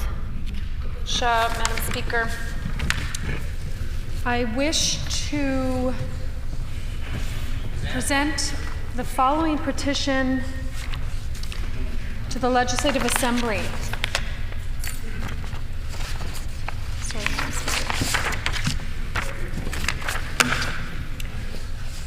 To the Legislative Assembly of Manitoba. The background to this petition is as follows. 1, the provincial government plans to close the Dauphin Correctional Centre, DCC, in May 2020. 2, the DCC is one of the largest employers in Dauphin, providing the community with good family-supporting jobs. 3, approximately 80 families will be directly affected by the closure, which will also impact the local economy. 4, as of January 27, 2020, Manitoba's justice system was already more than 250 inmates over capacity. We petition the Legislative Assembly of Manitoba as follows: to urge the Minister of Justice to immediately reverse the decision to close the DCC and proceed with the previous plan to build a new correctional and healing center with an expanded courthouse in Dauphin. Signed by Sandra Olson, Robert Amenda, and Cara Kerslake, and many more Manitobans. The Honourable Member for Union Station. Thank you, Madam Speaker. Madam Speaker, I wish to present the following petition to the Legislative Assembly. To the Legislative Assembly of Manitoba. The background to this petition is as follows. 1, the provincial government plans to close the Dauphin Correctional Centre, DCC, in May 2020. 2, the DCC is one of the largest employers in Dauphin, providing the community with good family-supporting jobs. 3, approximately 80 families will be directly affected by the closure, which will also impact the local economy. 4, as of January 2020, Manitoba's justice system was already more than 250 inmates over capacity. We petition the Legislative Assembly of Manitoba as follows: to urge the Minister of Justice to immediately reverse the decision to close the DCC and proceed with the previous plan to build a new correctional and healing center with an expanded courthouse in Dauphin. This has been signed by Michelle Martin, Lisa Higgins, and Sylvia Catchaway, and many Manitobans. The Honourable Member for St. Vital. Madam Speaker, I wish to present the following petition to the Legislative Assembly. To the Legislative Assembly of Manitoba. The background to this petition is as follows. 1. The provincial government plans to close the Dauphin Correctional Centre, DCC, in May 2020. 2. The DCC is one of the largest employers in Dauphin, providing the community with good, family-supporting jobs. 3. Approximately 80 families will be directly affected by the closures, which will also impact the local economy. 4. As of January 27, 2020, Manitoba's justice system was already more than 250 inmates over capacity. We petition the Legislative Assembly of Manitoba as follows: to urge the Minister of Justice to immediately reverse the decision to close the DCC and proceed with the previous plan to build a new correctional and healing center with an expanded courthouse in Dauphin. This has been signed by many Manitobans.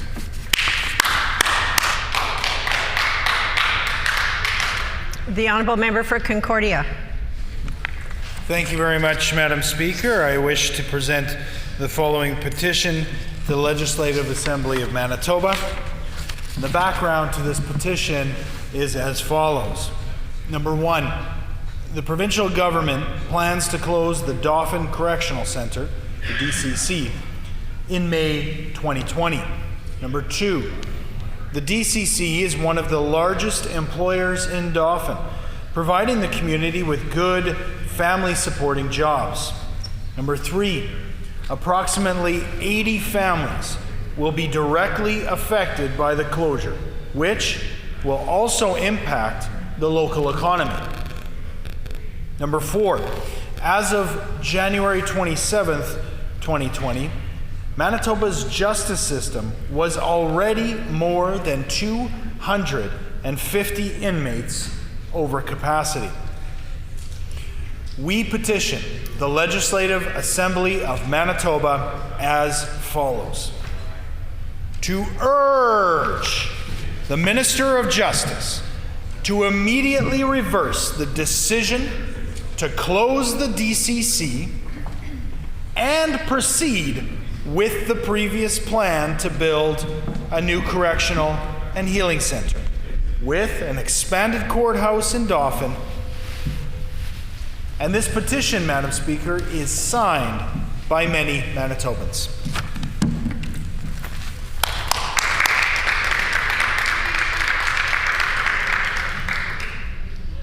The Honourable Member for St. Boniface on a petition. No, on a member of urgent public. We're still on petitions. Okay, thank you. Any further petitions? If not, I have been notified that a member wishes to bring forward a matter of urgent public importance. The Honourable Member for St. Boniface. Thank you, Madam Speaker. I move that under Rule 38.1, the ordinary business of the House be set aside to discuss a matter of urgent public importance, namely the need for the urgent attention of the government's refusal to discuss or provide plans for the conduct and business of the Chamber for the remainder of the legislative session. Before recognizing the Honourable Member for St. Boniface, I should remind all members that under Rule 38(2), the mover of a motion on a matter of urgent public importance and one member from the other recognized parties in the House are allowed not more than 10 minutes to explain the urgency of debating the matter immediately. As stated in Beauchesne Citation 390, urgency in this context means the urgency of immediate debate, not of the subject matter of the motion. In their remarks, members should focus exclusively on whether or not there is urgency of debate and whether or not the ordinary opportunities for debate will enable the House to consider the matter early enough to ensure that the public interest will not suffer. The Honourable Member for St. Boniface. Thank you, Madam Speaker. I arise with the hope that we can have an urgent public debate on the fact that we do not actually know when we will be returning for oral questions, when we will be sitting, when there will be votes, committee meetings, and so on. There are, of course, a number of standard objections to raising these issues, namely that there are other venues and opportunities to do so. But again, the very fact that we are in a pandemic, that there are emergency sessions, that we have been unable to come to an agreement or develop or know when we are going to be able to sit as a legislature means that there are the venues and opportunities to do so are sharply reduced. Again, we do not have daily oral questions. We've not had member statements are hard to rely on. Estimates have not occurred. And I would like to emphasize again that we are calling for a full debate, an emergency debate on a matter of public importance. And a debate by its nature is more substantive and does not have the severe time restrictions imposed during oral questions. The fact is that, as the First Minister has said many times, this is a pandemic, this is a crisis, it's unprecedented. They've argued, the government has argued these are unprecedented times, and yet we do not actually know what the plan is for this legislature to meet, to debate, to ask questions. There's an incredible amount of work that needs to be done. We've lost 7 weeks of sitting time so far. That's hundreds of questions that have not been asked and not been answered. We have had 100 hours of estimates where we should be able to ask questions directly to the Premier and his ministers about critical decisions that are being made or not being made. Right now, all those decisions appear to be made entirely behind closed doors, and we don't have the opportunity to do it, and we don't know when we will have the opportunity to do it. There are countless questions we want to be able to ask about. In the last months, we've seen the Premier and ministers completely reverse themselves on issue after issue.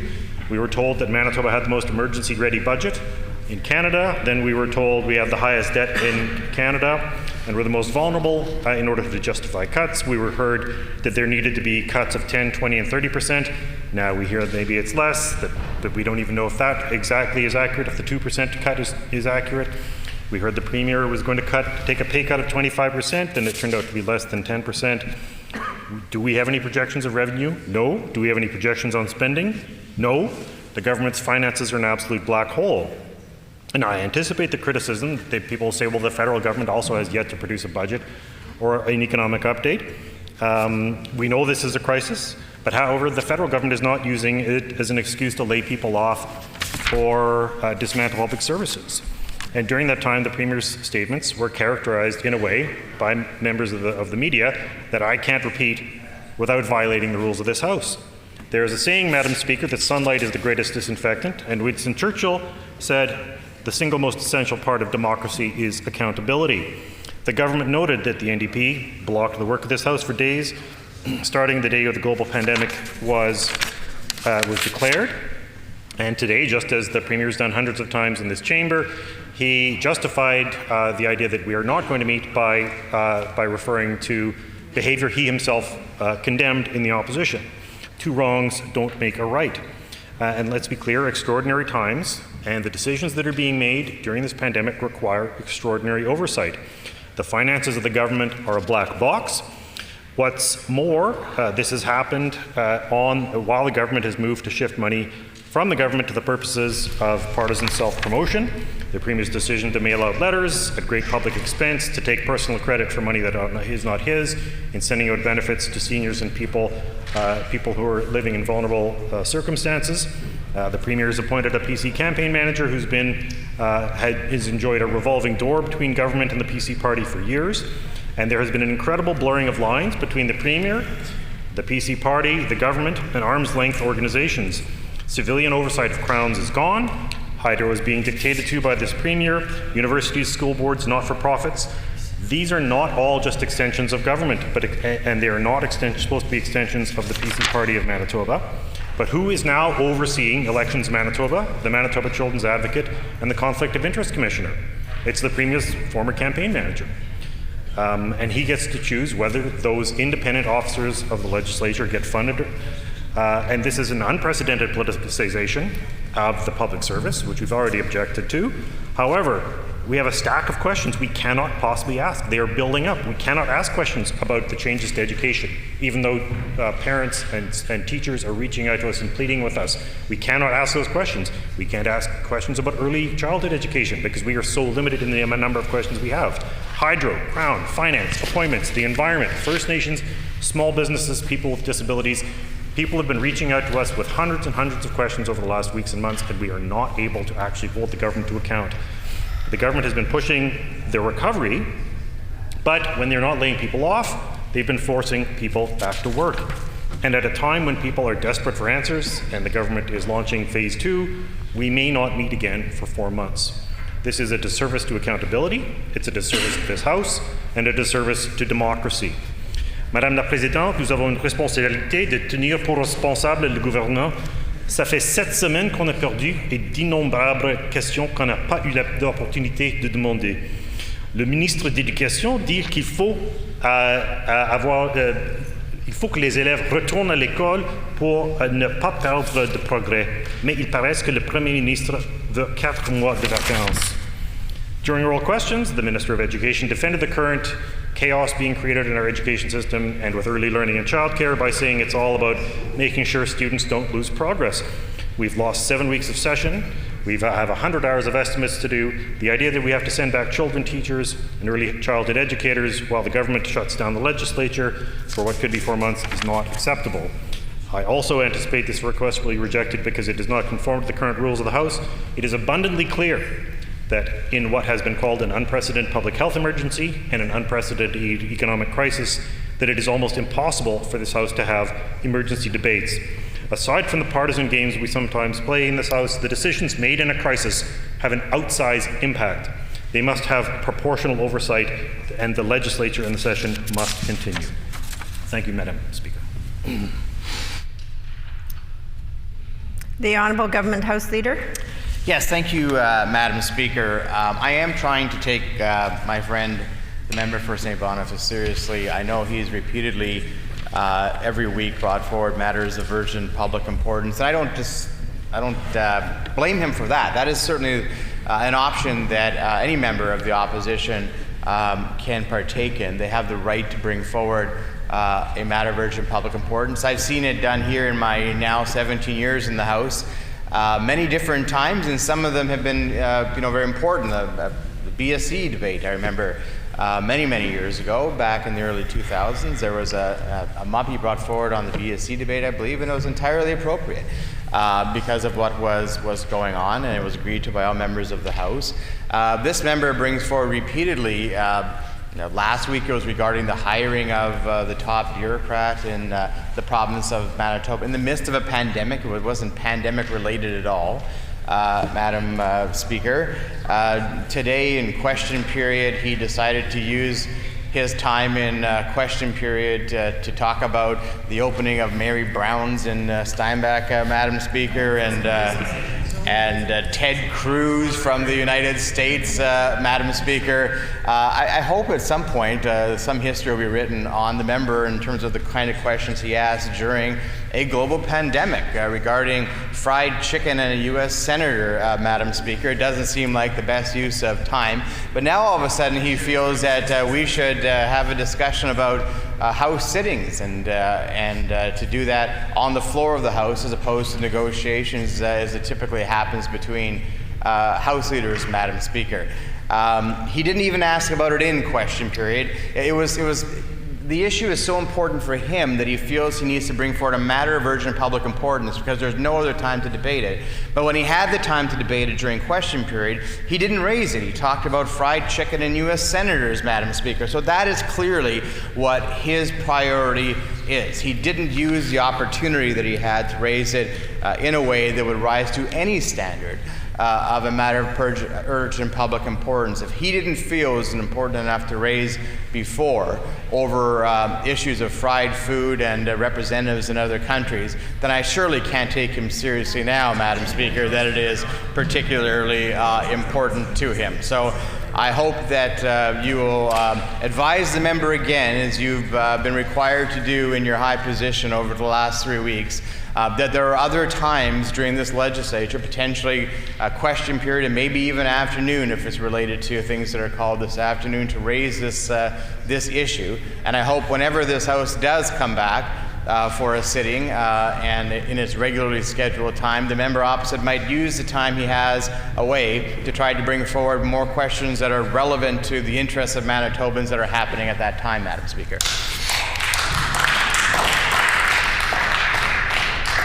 The Honourable Official Opposition House Leader. Thank you, Madam Speaker. I just want to put a couple of words on the record in respect to the member for St. Boniface's MUPI this afternoon. I will just agree with my colleague, the Government House Leader, that perhaps the member for St. Boniface should have brought it up in question period, as we have. In fact, Madam Speaker, I will point out that we've actually brought up the inability of this government to give opposition, both the NDP and the Liberal members of this House, any indication on when we are going to come back, if there will be any additional days. We have repeatedly brought that up, not only in the House during question period, but also in respect of texts and emails and even social media, Madam Speaker, to the Government House Leader. So I think that there are opportunities to discuss the House coming back. We have been repeatedly doing that for the last 4 weeks. So I do want to point out, I know that the Government House Leader just put on the record that there's opportunities for House leaders to be able to negotiate coming back to the House. We haven't seen much by way of negotiations, Madam Speaker, in the last little bit. I know that we have repeatedly, and I will say as well, the member for River Heights has also put it on the record that we are looking to come back to the House for more sitting days. We have only sat today a total of 5 days since we adjourned the House on March 19th. We've only been in this chamber 5 days. Since March 19th, Madam Speaker, I suggest, and I would imagine that everybody would agree, that many, many things have happened in Manitoba. Not the least, the enormous amounts of cuts that the Premier has executed on the population, on the citizens of Manitobans. And we have no ability, other than the last 4 Wednesdays that we've had, to be able to hold the Premier and each and every one of his cabinet to account for these cuts.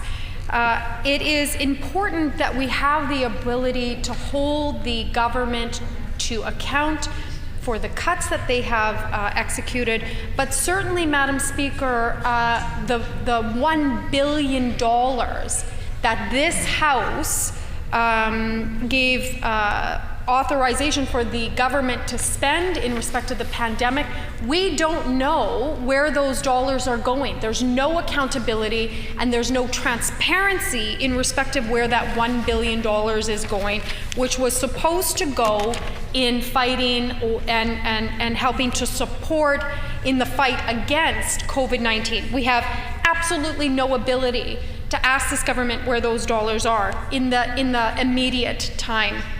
We have no ability, because the government is, so far, I haven't heard anything, not willing to ensure any additional sitting days. So we have no ability for question period, which, as you know, Madam Speaker, is the opportunity for the official opposition to hold the government to account. So we have no ability for question period.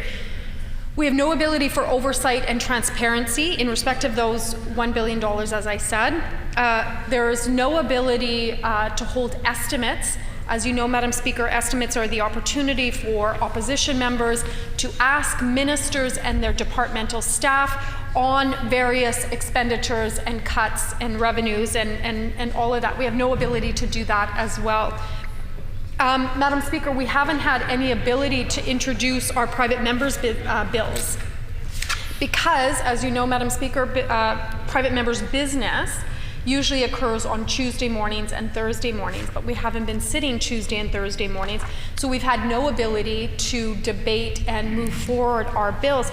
I do, just for the purposes of those that are watching and for those that will watch in the future, I want to put it on the record, Madam Speaker, the bills that we have introduced in the House that we are very anxious to debate and get going towards a vote and hopefully receiving royal assent. We have the member for Union Station's Vital Statistics Amendment Act. We have the member for Wolseley, the Climate and Green Plan Amendment Act, Improved Climate Change Targets and Enhanced Ministerial Accountability. We have the member for Union Station, the Restricting of Mandatory Overtime for Nurses Act, various acts amendment. We have the member for Fort Rouge, the Louis Riel Act, the member for Union Station, the Health Services Insurance Amendment Act, Personal Care Home Guidelines, the member for Fort Rouge, the Personal Protective Equipment Reporting Act, the member for Flin Flon, the Workers' Compensation Amendment Act, COVID-19 Presumptive Coverage, the member for Fort Rouge, the Digital Contact Tracing Advisory Council Act, the member for St. John's, myself, the Abortion Protest Buffer Zone Act, and again, the member for St. John's, myself, the Winnipeg Humane Society Foundation and Corporation Amendment Act. You know, we don't get many opportunities, Madam Speaker, as the official opposition to push forward and move forward our legislative agenda. The only opportunity when you're in opposition is on a Thursday morning. And we have not had that opportunity for a very, very long time, Madam Speaker, actually since almost the beginning of what would be spring sitting. And so, you know, it's important to put on the record that the Pallister government is preventing, in a very real way, the official opposition from doing their job. One of the main components of the official opposition is to hold the government to account. And because the government does not want to sit any additional days, and I will put it on the record, I have not received any indication that after today, March 27th, 2020, that we will, after today, May 27th, 2020, and thank you to the clerk for pointing that out, Deputy Clerk for pointing that out, that there is no additional days of sitting scheduled. What that means is that actually we don't know when we're going to be coming to the House. It is solely the prerogative of the government, more specifically the Premier, when the Premier wants to come back and be held to account by this on our side here, on this side of the chamber. So we haven't heard anything in respect of when we're going to be sitting, so I think that it is important that we do put that on the record, that it's important that we sit. We come back and we sit. I do want to just point out something, Madam Speaker, in respect of why it's so important to have question period and why it's so important to have afternoon sittings. The Minister for Health put on the record during an answer from the member for Union Station that there had been, that we had put erroneous information on the record regarding cuts, that they had not made cuts to personal care homes. Madam Speaker, why it's important to still have question periods and afternoon business is to disabuse when ministers and the Premier put false information on the record, as did the Minister of Health just not so long ago. I will table for the House, Madam Speaker, that in fact he put false information on the record, and there has been significant cuts to personal care homes. So that is why it's important that we sit in this chamber and ensure that Manitobans have accurate information, because you would imagine, if you were to listen just to the Minister of Health, that everything is hunky-dory in personal care homes, and we know that it's not. We know that this Premier and his minions, his ministers who do his bidding, are hell-bent on cuts to Manitoba to destroy the infrastructure that was put into place for protections for the most vulnerable Manitobans in every sector, including daycare, including women, personal care homes. We can go down the list. We've seen in the last, in the midst of a global pandemic, what did the Premier choose to do? He chose to cut. He chose to execute what he had planned back in 2016, which is to destroy the infrastructure of Manitoba, and without even as so much as a little bit of concern for Manitobans who are left because of his ideological bent towards austerity and cuts and pick yourself up by your bootstraps kind of conservative mentality, which means that everyone else has to fend for themselves except for him, because he's so anxious to get to the beaches of Costa Rica and retire. He doesn't care what he does and what he leaves for the rest of us when we have to clean up his mess when we get government the next election. Thank you, Madam Speaker.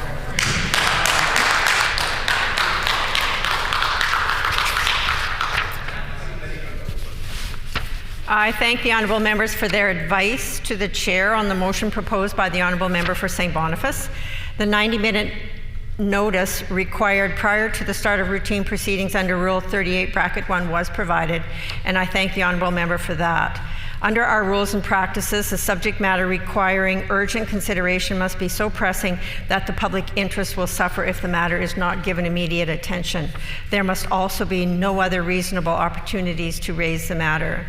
I have listened very carefully to the arguments put forward, as this is an issue that members may have a keen interest in.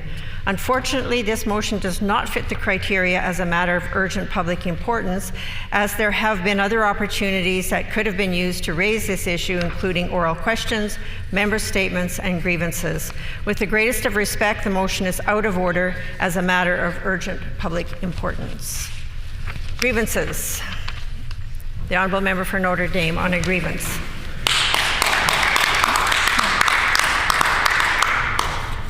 Thank you, Madam Speaker.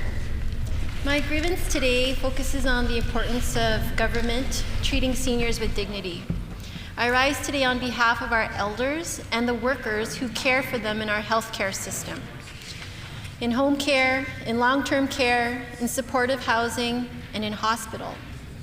The system that we have in place to care for our elders and other younger adults with disabilities or chronic conditions is underfunded, fragmented, and needs to be more humane for patients, residents, and workers.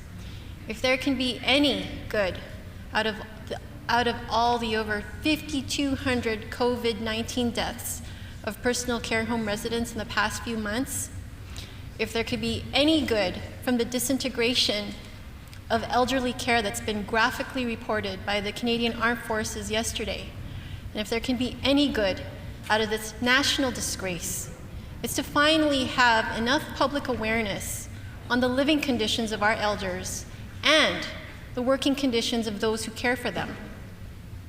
It's easy for the elderly to be invisible and ignored. They are warehoused, out of sight, out of mind. The rest of us can go about our daily activities. It's easy for care work, which is typically viewed as women's work or low-skilled work being done by mostly racialized immigrant women, to be devalued. But this pandemic has forced us to see them and what they go through. And as public servants, We are ethically bound to see to it that our elders are afforded dignity and a good quality of life. Right now, we can harness the public will to focus our collective resources to create a coherent, humane system for our elders and the workers who care for them. How the elderly are treated depend a lot on how the workers themselves who care for them are treated.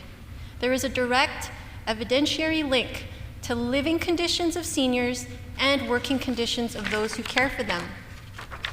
When I go door to door in the constituency of Notre Dame, I meet and befriend a lot of low-income seniors who depend on their daily needs for home care.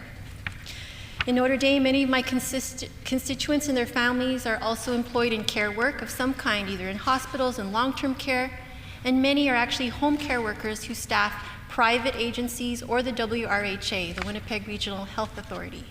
Most of what I'm sharing today in today's grievance comes from my meetings with home care workers from the WRHA and these private home care agencies. Out of all the care workers, home care staff have the worst working and remuneration conditions. These healthcare aides have told me that their working conditions are like, and frankly, I was shocked to see how poorly they were paid for the staggering amount, the challenging and even dangerous type of work that they do. Care work is difficult and sometimes even dangerous. Workers often suffer from burnout, stress, workplace violence. It's not uncommon to get punched, kicked, bitten, or spit in the face by a client suffering from dementia. And there is research that proves that low staffing levels or low care hours leads to this kind of violence. Home care workers experience verbal abuse, sexual harassment, exposure to contagious and infectious diseases, including bloodborne and airborne diseases, and high rates of musculoskeletal injury. As frontline workers, the care that they provide directly impacts the quality of life for patients, but this is not reflected in pay or benefits. At private agencies, home care workers start at minimum wage, and under the WRHA, home care workers start at over $13 an hour. According to QP home care representatives, currently their collective bargaining agreements have been expired for the last 3 years, and they are enduring wage freezes for the past 4 years. There is extremely low provision for sick time. Home care workers have a maximum of 3 paid sick days per year, and in order to get another 8 hours of sick pay, they have to work 500 hours to get it. So home care workers do not have the access to the enhanced health benefits like all other unionized healthcare workers. They have no access to prescription drug plans, no physical therapy, no private hospital room, nor orthotics, and no ambulance insurance. And the very limited benefits that they are allowed, like prescription eyeglasses and dental care, is not even extended to their family members like their children. At some of the meetings that I had with home care workers, they opened up to me about their grueling work schedules. So starting in 2010, under the previous NDP government, their workload doubled and on occasion even tripled from caring for 8 to 10 patients per day to caring for 20 to 30 patients per day. 20 to 30 patients per day. A typical run schedule for a home care worker would include an allotment of 30 minutes to drive to a client's house, prepare breakfast, administer medication, assist the client to the washroom, brush teeth, and get the client dressed for the day, all in 30 minutes. A typical run schedule that includes the allotment for 30 minutes to drive to another patient's house and give them a bath. After driving for 15 of that 30 minutes, a home care worker would only have 10 minutes to get a patient undressed, bathed, and then dressed again. With the onset of COVID-19 and the short supply of PPE for all healthcare workers, again, the low status of home care workers was evidenced as they were the last to obtain and successfully fight for personal protective equipment. They are currently apportioned only a meager PPE supply, and in fact, a home care worker will need to reuse that one mask per day for the whole day, even if her mask gets compromised, like when the mask typically gets wet when giving a patient a bath. If our province is serious about ensuring dignity for our elders, we need to understand that there is a direct connection to working conditions of healthcare aides and quality of life for patients. And a big part of that is ensuring that there is sufficient funding for enough time to be given for care for patients. Now, Manitoba has 126 personal care homes and 9,832 residents and over 1,000 seniors on wait lists for placements, and that's a 2009 figure from Sheila Novak's research. According to the Long-Term Care Association of Manitoba, personal care homes in Manitoba are legislated to have enough funding for 3.6 hours of care per day for each resident. And this is one of the highest care ratios in all of Canada, but it still isn't high enough because that's still a minimum benchmark for care due to the increasingly complex conditions that some residents have, like dementia, immobility, frailty, complex behavioral issues, and comorbidities. Currently, this 3.6 hours is a provincial ministry prescribed mix of 15% of care from a licensed practical nurse and 70% of that from healthcare aid hours. But for a better quality of life, personal care residents need to have the freedom to have additional hours of care allotted that don't only tend to their physical needs, but also to their social, mental, emotional, and spiritual needs, like employing care hours for art, dance, music, and counseling. In addition to more care hours, our province needs to invest in infrastructure renewal for personal care homes. Many elders in our province live in crowded environments with 2 or 3 residents to a room. Renovations should include installations of sinks outside of rooms to help staff prevent further contamination. And we know that these crowded conditions directly contribute to the spread of infectious diseases, and at worst, just for normal peace of mind, to have the dignity of privacy that contributes to everybody's personal well-being. The Long-Term Care Association of Manitoba is also pushing for the creation of more supportive housing spaces to be funded across the province. There are currently only 800 spaces for residents now for this type of housing, and this type of housing is ideal for fairly independent seniors and can really offer an extended quality of life for residents. Advocates and community organizations have lamented this government's elimination of the Seniors Health and Aging branch in January 2019, and the elimination of the Manitoba Council on Aging and the Caregiver Advisory Council in 2017. Now, this branch and these councils had key roles focused on research, development of policy, monitoring, community engagement for seniors by seniors in this province. And I would urge this government to reconsider those choices and include resources to fund efficient oversight, research, and policy that a department focused on seniors' issues provided quite well for many years. And lastly, I would urge this government to collectively join other provinces in negotiating with Ottawa to include long-term residence care as part of core funding under the Canada Health Act. The honourable member's time is up. Any further grievances? Orders of the day. Government House business. The Honourable Government House Leader. Yes, thank you, Mr. Deputy Speaker. Could you please call for debate on second readings Bill number 43, the Civil Service Superannuation Amendment Act, and following that, Bill number 11, the Minor Amendments and Corrections Act 2019. It has been announced by the Honourable Government House Leader that we will resume on debate of second reading of Bill number 43 this afternoon and Bill number 11. And the Bill number 43, the Civil Servants of Superannuation Amendment Act, standing in the name of the member from Concordia. He has 14 minutes remaining. The honourable member for Concordia. Dispense. Thank you very much, Mr. Deputy Speaker, and I do appreciate that I do have 14 minutes left. Of course, I could start from the beginning. I think I may have heard the Government House Leader asking for that. We could add time, I'm sure, it made no sense last time. If that's something that is of interest to the House. Because it is important that we debate this bill, and in reviewing my notes and in reviewing Hansard from the last time I was up before this chamber debating this bill, which now was just a couple of weeks ago, that was the thrust of my concern with how this bill has been brought forward before the House. Now, I want to return to that theme because it remains the case that here in this chamber, we as the opposition continue to fight for more time, for more ability to debate bills, for more information.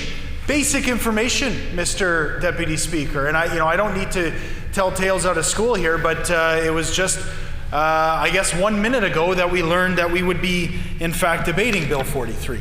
And as far as I know, the number of years certainly that I've been in this chamber, that is not the way that we do business here, especially in a time of a global pandemic, a time when we are being asked to all work together. I heard the Premier say that in so many words. I don't need to quote him directly because I don't think I would be too happy in quoting the entire quote, but I will agree with him in saying that we are all in this together. However, we are not acting that way when it comes to debating important legislation here before the House.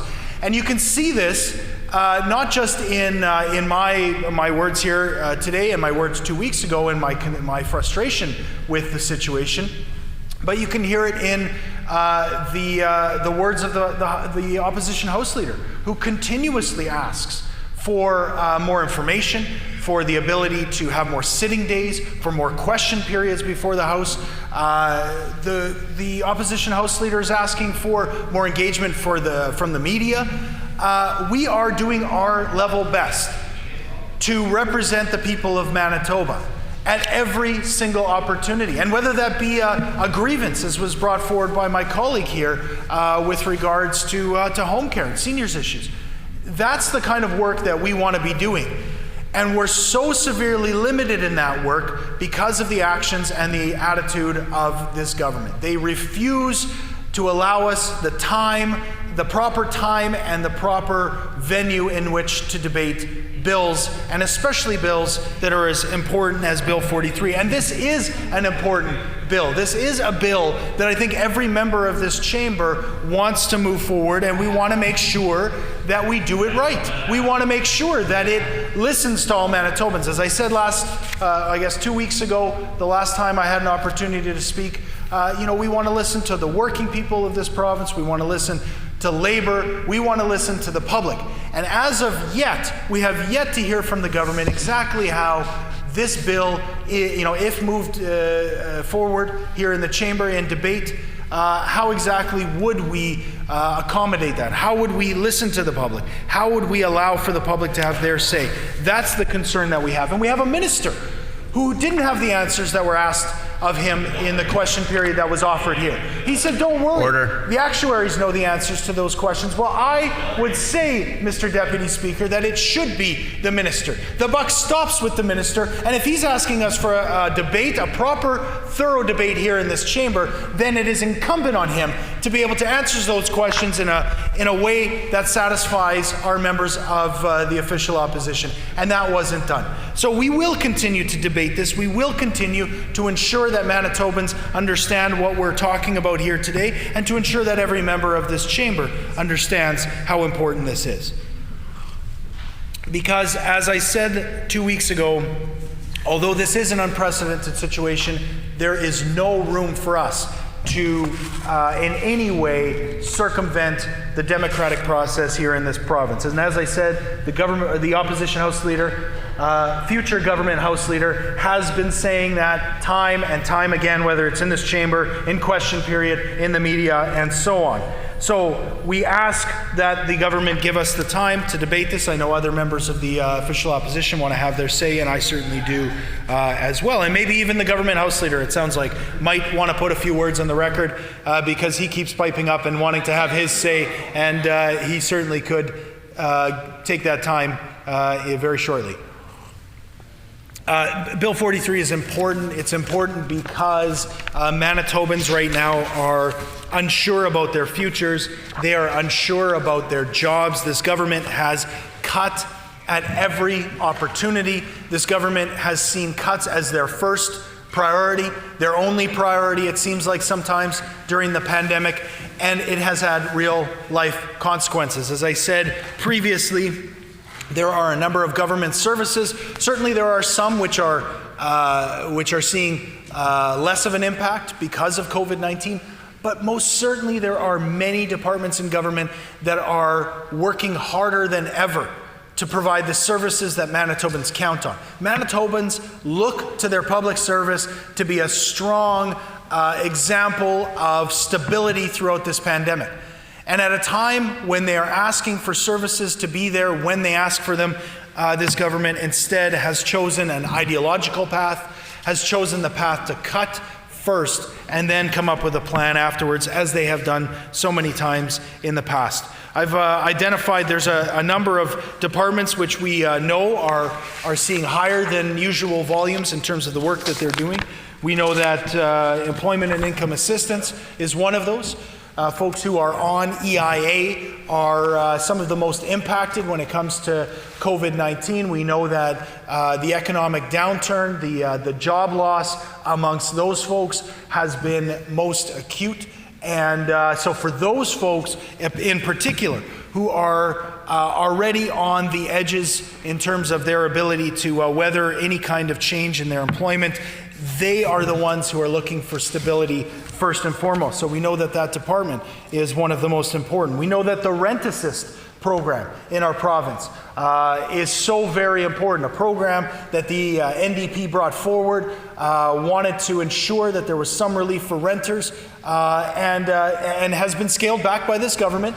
Has been lowered. The amount given to individuals has been lowered, but it is still very vital to those folks who receive rent assist to ensure that is there. And couple that with the uncertainty that renters are feeling right now because of their concerns about rent increases or evictions. A question that I was able to ask last week in this House.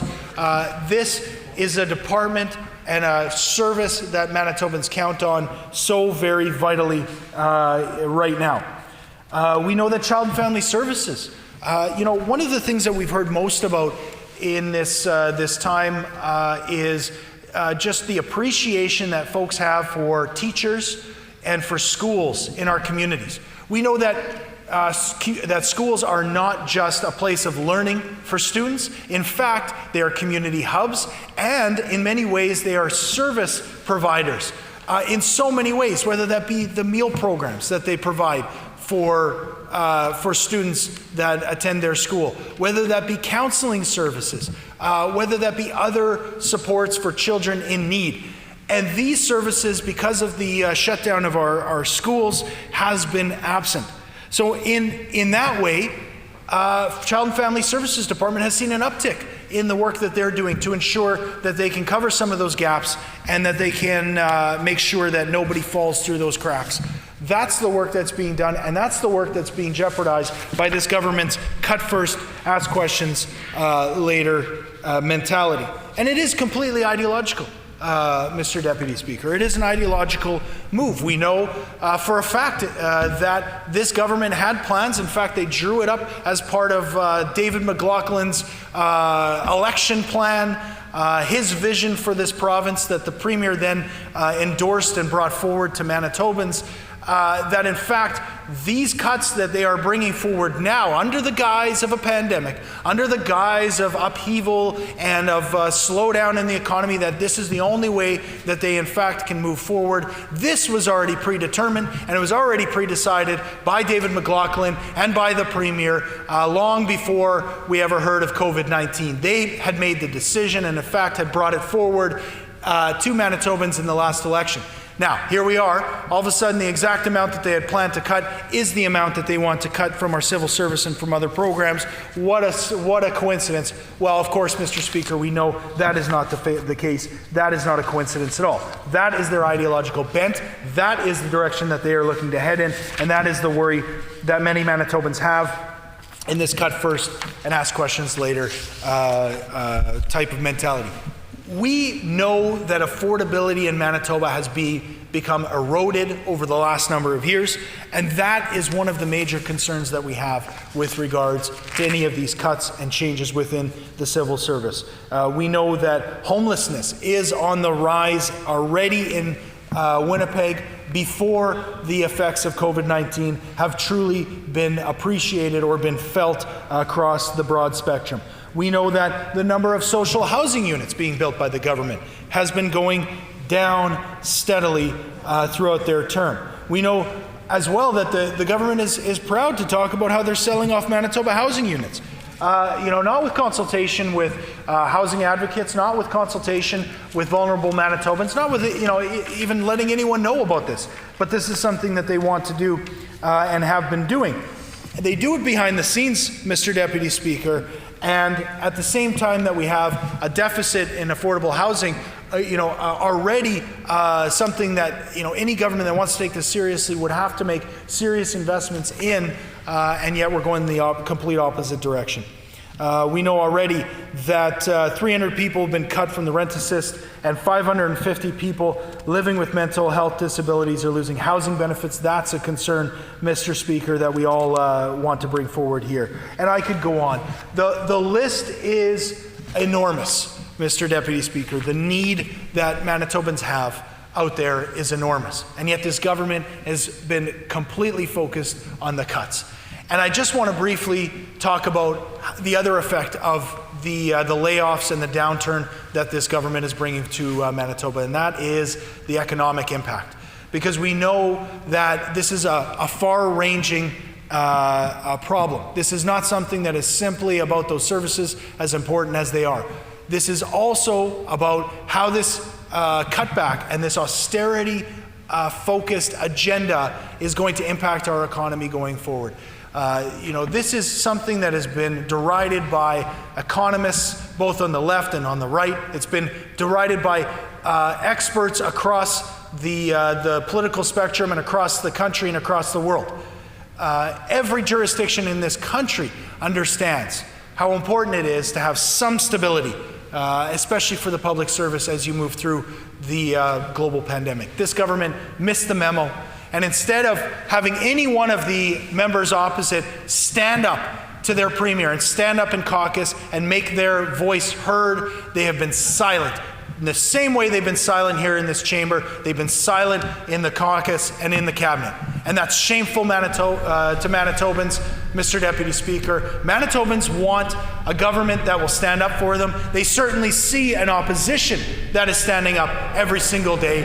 And unless this government will allow for proper debate of legislation in this chamber, will allow us to bring those voices forward, I don't see how they think they can accomplish their legislative agenda. Because this place works only when democracy is being respected. And it is not being respected by this government. They think that nobody's paying attention and they can just move through this session, move on to a 4-month break and pretend that nothing ever happened. Well, Mr. Deputy Speaker, we will continue to bring these issues forward. We will fight here as the official opposition. We will continue to be the ones that bring forward these issues, and we will continue to debate these bills until we get some cooperation from the government and some understanding of the importance of these issues. Thank you. Time is up. Any other speakers on the debate? The honourable member for Notre Dame.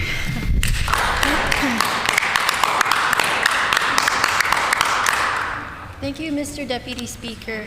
I'm definitely happy to have a few words on the record to speak in support of this bill. I've actually never had to contribute to a pension plan before, so it was kind of like a trial by fire here, trying to learn about pension plans.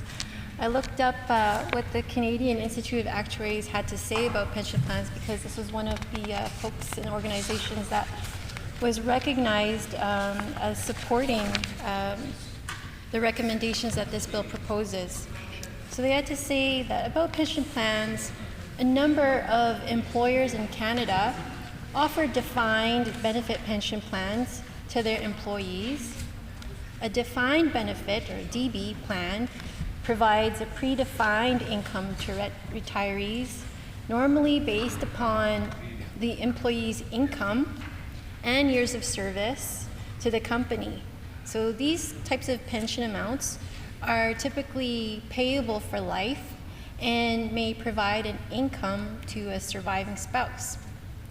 They may also be subject to some form of indexing as protection against inflation. And these differ from defined contribution, or DC, plans, which specify the contribution amount as opposed to the benefit. So because the amount of a DB plan is volatile and depends on future investment returns and life expectancy, in this case there is a prominent role for actuaries to play in this area. Approximately 40% of these members from CIA, or the Canadian Institute of Actuaries, practice in the pension and retirement area. Pension plans can represent a significant liability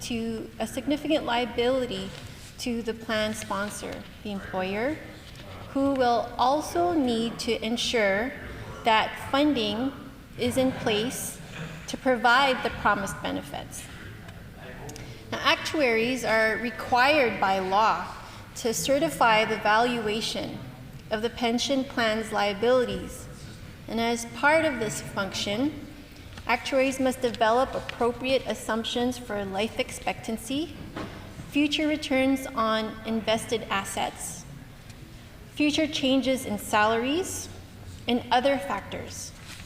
Actuaries are normally involved in plan design discussions. They may also provide recommendations to the plan sponsor on funding strategies, and consequently, actuaries are increasingly involved in the investments of DB plans and ensuring that DC plans meet the future needs of Canadians. Now, a large number of public sector employees belong to a DB plan, but the prevalence of these plans in the private sector has been decreasing.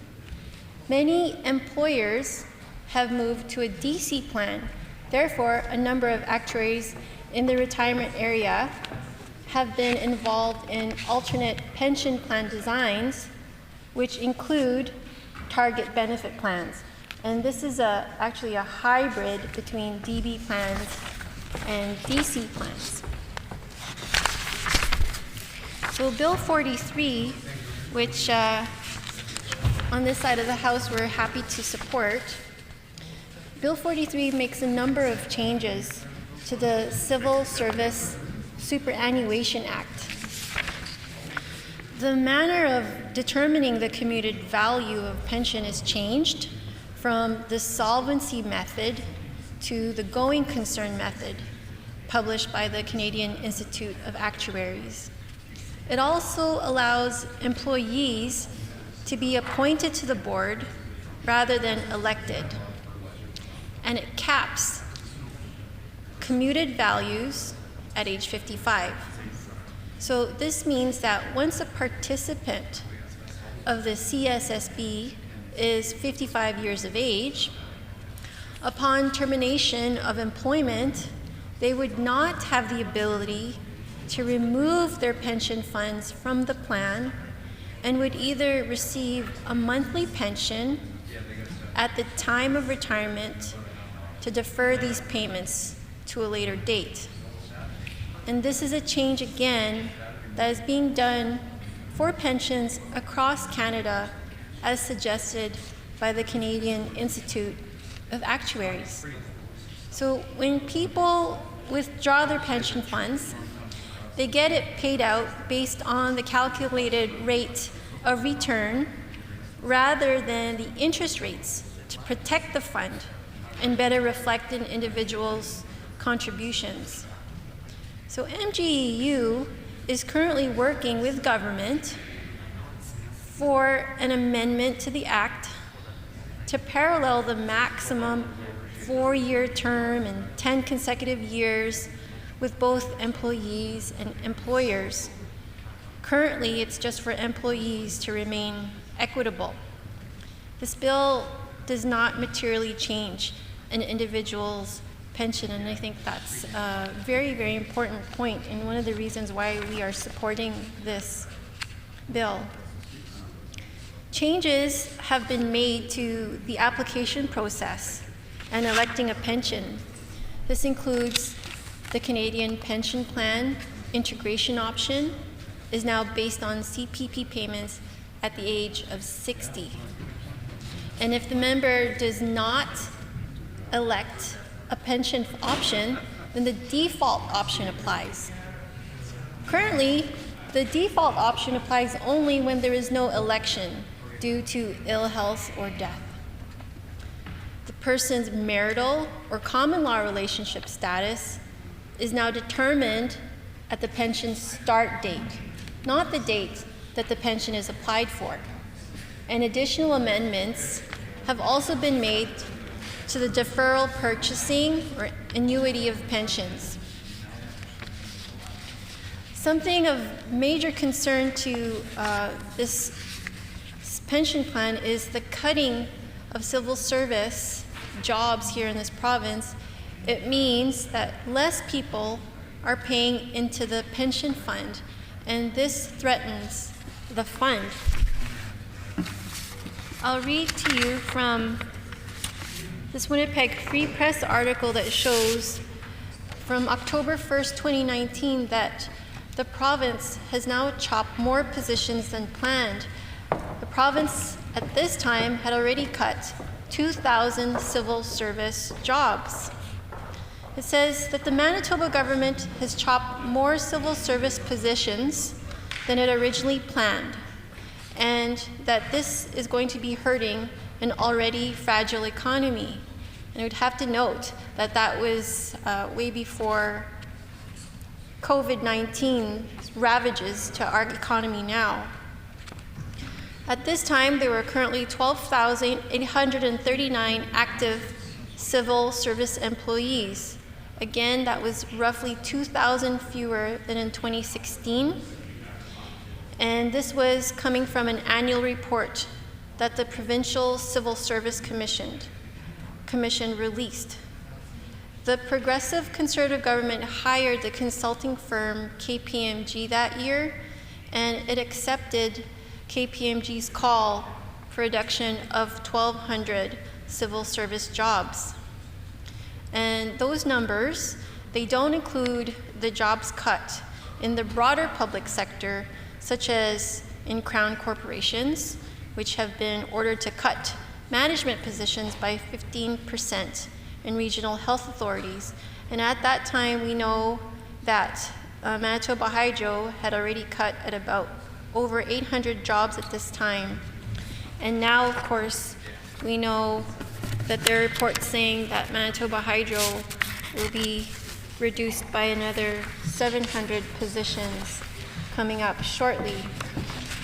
This is all very concerning for the health of our economy, for just the livelihoods of families, and what it means to the average working person and their families. So cutting civil service means less people paying into the pension fund, and again, this threatens the fund. So we'd really like to highlight that so that the government can rethink their decisions to continue laying off public servants. As Manitobans develop through their lifetime, they have an expectation that a time will come when they will be able to retire. When people retire, they will experience a reduction in income, and a pension makes up for this loss of income in a person's retirement. Civil servants, like all Manitobans, work hard for their wages and salaries, and they want to be assured that their pensions are protected for retirement and properly managed. However, we've seen that this government has been cutting jobs left and right in the public sector. Again, in the public sector alone, to this date now, there have been almost 10,000 jobs lost in combined layoffs and job cuts. That's a staggering number. Civil servants should know that their jobs will be protected and that they'll have the job security that they need long after this pandemic. That kind of psychological security is important for our economic development, and it's not happening right now. Pension reform can be acceptable if it is done right, but we have serious doubts about this government's ability to engage public workers in good faith given their approach to date. Again, it's important to reiterate that cutting civil service jobs means less people paying into the pension fund, again, which means that the fund will be threatened. And the Premier has continued to cut the civil service since being elected in 2016. Over the course of this pandemic, when workers in the civil service needed financial security the most, instead, this government chose to make cuts. In a statement, Michelle Goronsky, president of the Manitoba Government and General Employees Union, stated, "During these unprecedented times, the critical importance of our public services is more clear than ever." This was a statement that she made to the Winnipeg Free Press. She also said last month that we were told that the only way to avoid significant layoffs would be to voluntarily enter into work-sharing agreements where non-essential staff would have their work week reduced to as little as 2 days per week. So right now, more Manitobans than ever are counting on public services to be there, because more people are calling for EIA, or Employment and Income Assistance Support, Rent Assist, and Child and Family Services more than ever. Cuts to public services will take money out of the pockets of families at a time when they need it most, and it will put more pressure on this strained economy that we're having because of COVID. Workers are left very concerned that the government will designate many more core public services as non-essential and thereby undermine the services that keep us and our communities safe and healthy. We need to ensure that our public services remain strong and are there for Manitobans and their families who need them. Again, this is a pension plan bill that we are supporting. And it's stated here that in Bill 43, that for Bill 43 will take care of people later in life, but people still need to be able to have the funds that they need to allow them to live in the present. But programs in Manitoba right now that Manitobans are relying on to keep life affordable are being slashed.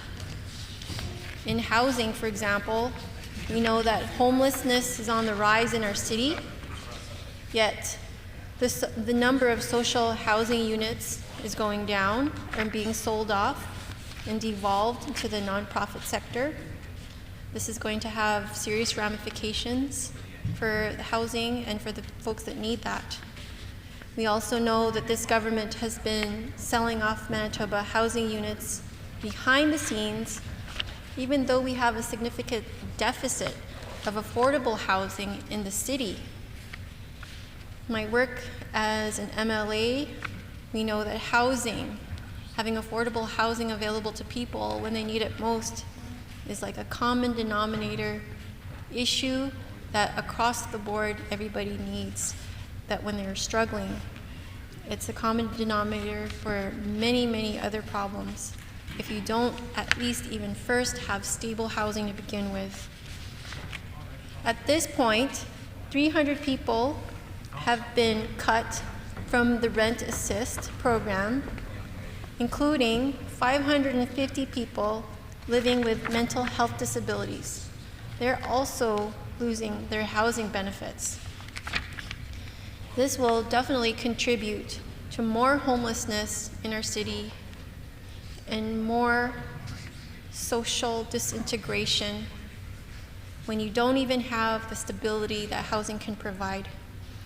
Now, this government allowed federal provincial housing agreements to expire, and this drove up rates for many seniors.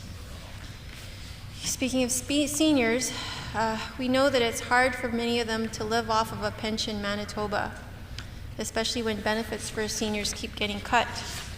Many of the seniors in the Notre Dame constituency are low-income seniors. When I go door to door and I visit these friends, they tell me that they're living on less than $8 a day for food. And they have to make that $8 a day really stretch for food. And they tell me, please don't forget about us, and please fight for us. So this government, we know, also cut the seniors' tax credit and cut eligibility for the education property tax rebate. And this costs seniors hundreds of dollars more per year. We know that this government, instead of cutting, should be investing in our seniors. Manitoba has 126 personal care homes, and that houses 9,832 residents.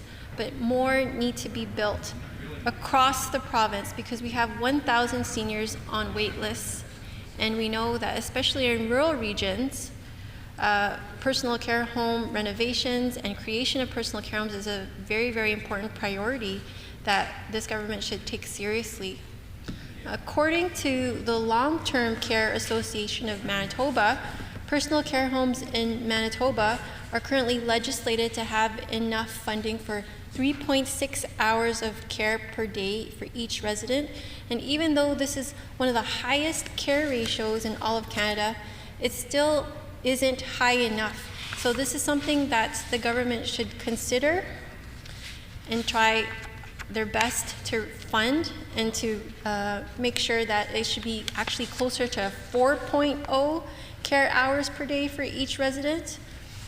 And not just to have the funding in place, because workers will tell you that even though that those funding hours for, let's say, 3.6 hours are there, they might not actually determine that those 3.6 hours will go to the care for seniors, because those paid days, those paid hours might be going to other activities that workers are doing, including for vacation time or personal development days. And there is no current way to check and to monitor how many hours exactly are going to those seniors for each resident per day. But again, that's just a minimum benchmark for care. So even though we're part of the highest care ratios in all of Canada, it's not high enough. The conditions that seniors, that residents have in personal care homes are increasingly... Order. I just want to remind the member for Notre Dame that if you can be relevant to the bill, that Bill number 43, the Pensions Act, Amendment Act. The honourable member for Notre Dame. Thank you, Mr. Deputy Speaker. Well, we know that instead of cutting, we need to fund those seniors, especially when we take a look at the national disgrace that's happening across Canada right now in personal care homes and long-term care.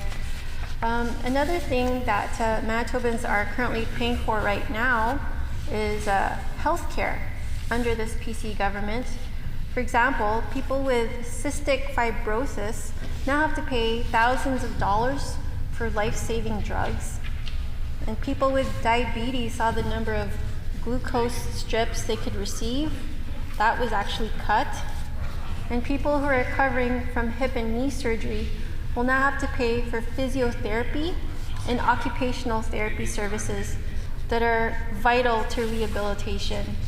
People who suffer from sleep apnea now have to pay $500 for the machines.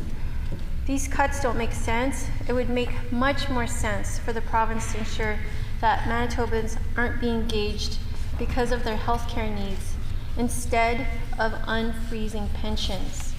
Again, this is a bill that at this side of this house, the NDP is happy to support. For families here, the government is making life more expensive for families in Manitoba, especially for those with young children. This government cut the child care giver tax credit, and they also are doing nothing to create affordable childcare spaces while there is a growing wait list that was recently published in February by the CCPA. We know that parents are being forced to stay home from work and in some cases give up their careers because there are no childcare spaces, and because ECEs or early childhood educators and childcare assistants are getting burnt out and leaving their jobs. Staff have said that they've quit working as an ECE because they made more money working at Shoppers Drug Mart. And now that many of our childcare assistants and early childhood educators are now laid off due to the pandemic and the closure of many childcare centers, we know that they're even making more money under the CERB from the federal government than they do as childcare workers when they're employed, or as early childhood educators and childcare assistants when they're employed. I'm currently on the board of a nonprofit Montessori where my 2 sons attend. And it was a bleak last board meeting that we had when we were taking a look at our financials. We were taking a look at a $50,000 deficit this year because of the closure of the center and because we didn't have enough money from the parent fees that were refunded. So this is happening to our child care center, our nonprofit Montessori. We know this is happening to other child care centers across the province. Some child care centers. I just want to again remind the member for Notre Dame that just want to be relevant to the bill about pensions, the superannuation for civil servants. And if we can go back to that, I'm not quite sure. I'm trying to find the way how you can get back to the actual bill that you're debating here with the going on different avenues here. But if the member from Notre Dame can go back to the relevance of the Superannuation Amendment Act. The honourable member for Notre Dame. Okay, thank you for that, Mr. Deputy Speaker. If I can find that here. Again, we know that cutting the civil service, it means that we're paying less into the pension fund and that threatens the fund. So when the government is cutting and people are losing their jobs, then that's what is threatening the fund. And that is why this new bill is actually coming into force so that we can help support those folks that are losing their jobs. But it's not a good idea to just keep cutting. I think that's it for me on our end for my notes that we have here. Thank you for this time. Thank you, Mr. Deputy Speaker.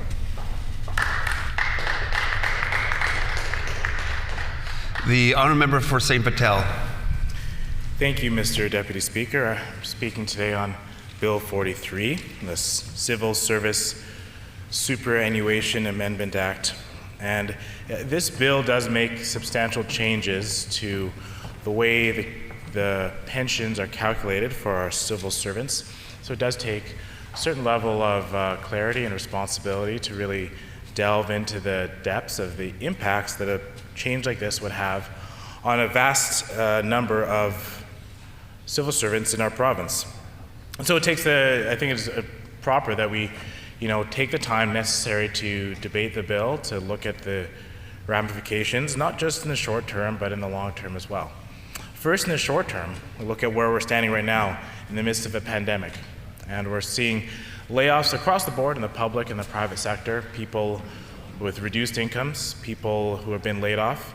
And many of the layoffs that we've seen have been in the public sector as a result of the choices that our government has made to reduce the size of the civil service. And the size of the civil service has dramatically impacted the amount that is getting paid into the pension on a regular basis. Now, when we're looking at that size of the civil service, we ask ourselves, why is this actually happening right now? Is it the result of the global pandemic that we're facing right now, that people across our country and across the globe are facing? Is it, we've first seen it hit in China, we've seen devastate countries across Europe, very prevalent in the States, and we're fortunate here, relatively speaking, in Manitoba, that we haven't had it as bad as other areas, other jurisdictions. Of course, our hearts go out to anyone who's been a victim of COVID-19, as well as their family members or others affected in any regard. And when it comes to the impacts that virus has had on our economy, it has also been another level of catastrophe. We've seen businesses close down, and we've seen obviously many reduce their staffing hours, their income levels, and in terms of our civil service, we've seen many people who would pay into a pension either have their positions lost as well. Now the impacts to the pension, I can tell you, such as that, can be quite profound. And we're talking about even just a small 5 or 10% reduction in the number of employees who are paying into a pension plan can have great impacts. When you go into the go into the world of fund and pension management, you have to look at quite a number of things. You're looking at first your risk level. What's your risk tolerance for the members? What is the risk tolerance and the level that they're willing to accept?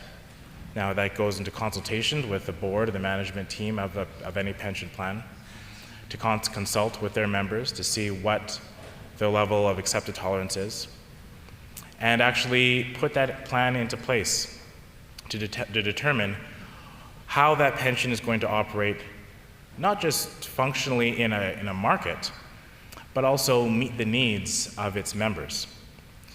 The members of a civil service are often to, the needs in terms of globally, overall for these individuals is to make sure that they're serving the public of Manitoba, providing income for their family, and also they want to make sure that they have a trusted source of income once they reach retirement age. And that's relying on the health and viability of our pension plan. So it is important that we look at these sorts of issues, not just from an individual standpoint and how they take out, when they take out, how they take out, but for the holistic global view of the viability of a pension. And I say that one of the strongest ways to have a healthy and affordable pension is to have a great diversity in terms of the age of the payers into that pension.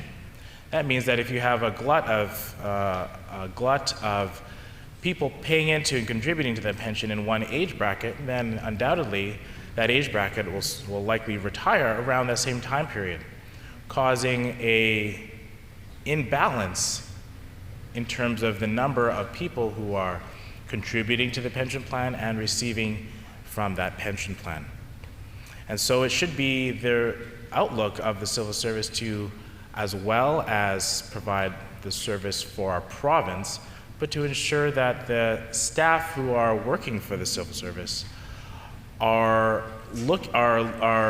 being able to provide equitable and continuous resources for that pension plan so that it will survive successfully now and into the future. Right now, we see that there are many difficulties in our markets. Pension plans these days rely more and more, and some almost exclusively, on stock markets. And if anyone who's followed the stock markets over the last, even simply over the last 3 months, you see the wild swings in market valuations of certain companies that I know almost every pension plan would hold a piece of. Namely, almost any Canadian bank has seen dramatic swings in their stock valuation, which I'm sure many pension plans would hold that value. Now, how does that impact our discussion today? Well, it means that you have to have a smart and strategic view of how pensions should operate. It means that you want to have a pension that is both resilient to withstand the fluctuations that can occur from a massive generational shift in our economy that may take months, if not years, to recover, while at the same time being able to provide the resources to pay out the recipients in their retirement age for the years to come. And for me, this is a balance that is important, but there are experts who can do this. And us as legislators need to make sure that we are providing them the tools in order to do their job. When it comes to fund management, as well as risk that I mentioned earlier, fund managers also often look at when will the funds be redeemed on this plan.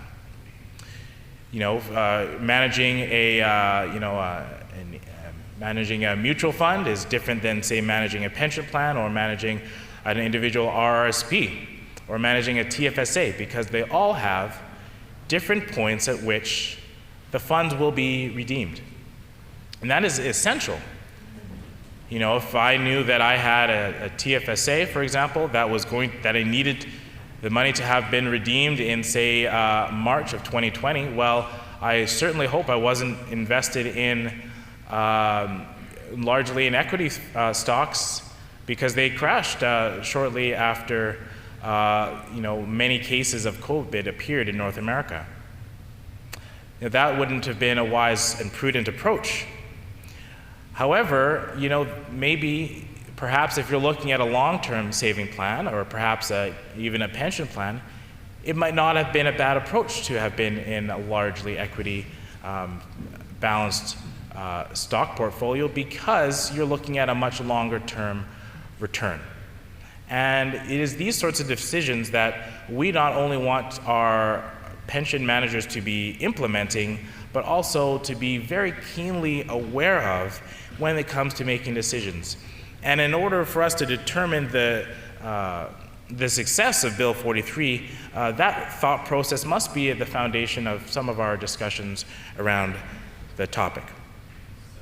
And when we also look at Bill 43, one of the main choices that the civil servants might be looking at when it comes to redeeming some of the assets for their own personal retirement early, they may consider the affordability aspect and general overall affordability, not just the dollar values of the pension and their potential return, whether they redeem some of those funds early or whether they choose to wait until retirement age or early retirement or a little bit later retirement. They may also be considering the affordability of everyday items and what it is their cost going to be when they retire. And so we must also look at this economic success of those civil servants who will be impacted by the change in a pension plan. If our economy is weak and certain merchants or other businesses are forced to increase prices to keep their business afloat, well, it'll have a negative impact on people who are redeeming money from their pension, because their overall cost of living would have increased for that individual. And so now, do they weigh the pros and cons of redeeming money early, potentially getting a larger payout without proposed changes in Bill 43, and for them, potentially look at a different cost structure for their cost of living, versus taking a risk and say, what does our economic structure look like in 5 years if I retire and wait till then, or if I wait to retire in 10 years? And so these considerations about the economic stability are clearly on the minds of people who are not just in retirement, but are nearing retirement, and who are even, I dare say, people who are, perhaps just been hired and learning about the pension plans for the first time. I know that for myself, as I entered the workforce, I learned about the pension plan and read up on it so that I knew what my plan was in terms of the contributions I was going to make and what that meant for my retirement in terms of our family income levels. And that was a smart thing to do on my part, because I wanted to ensure financial stability throughout all ages of my life and my family's life. Now, I know that many members of our province are making these same sorts of decisions right now. They're weighing the affordability. They're weighing whether they may get laid off by the decisions that the government may make, and the economic impact that would have on their families. Will they lose their job coming up? Should they be saving money now? Should they perhaps redeem some of their pension early and use it to float some of their own expenses this year when we are having an economic downturn? Now, that is a big risk to take because you're really looking at the economic stability over the long term of these individuals.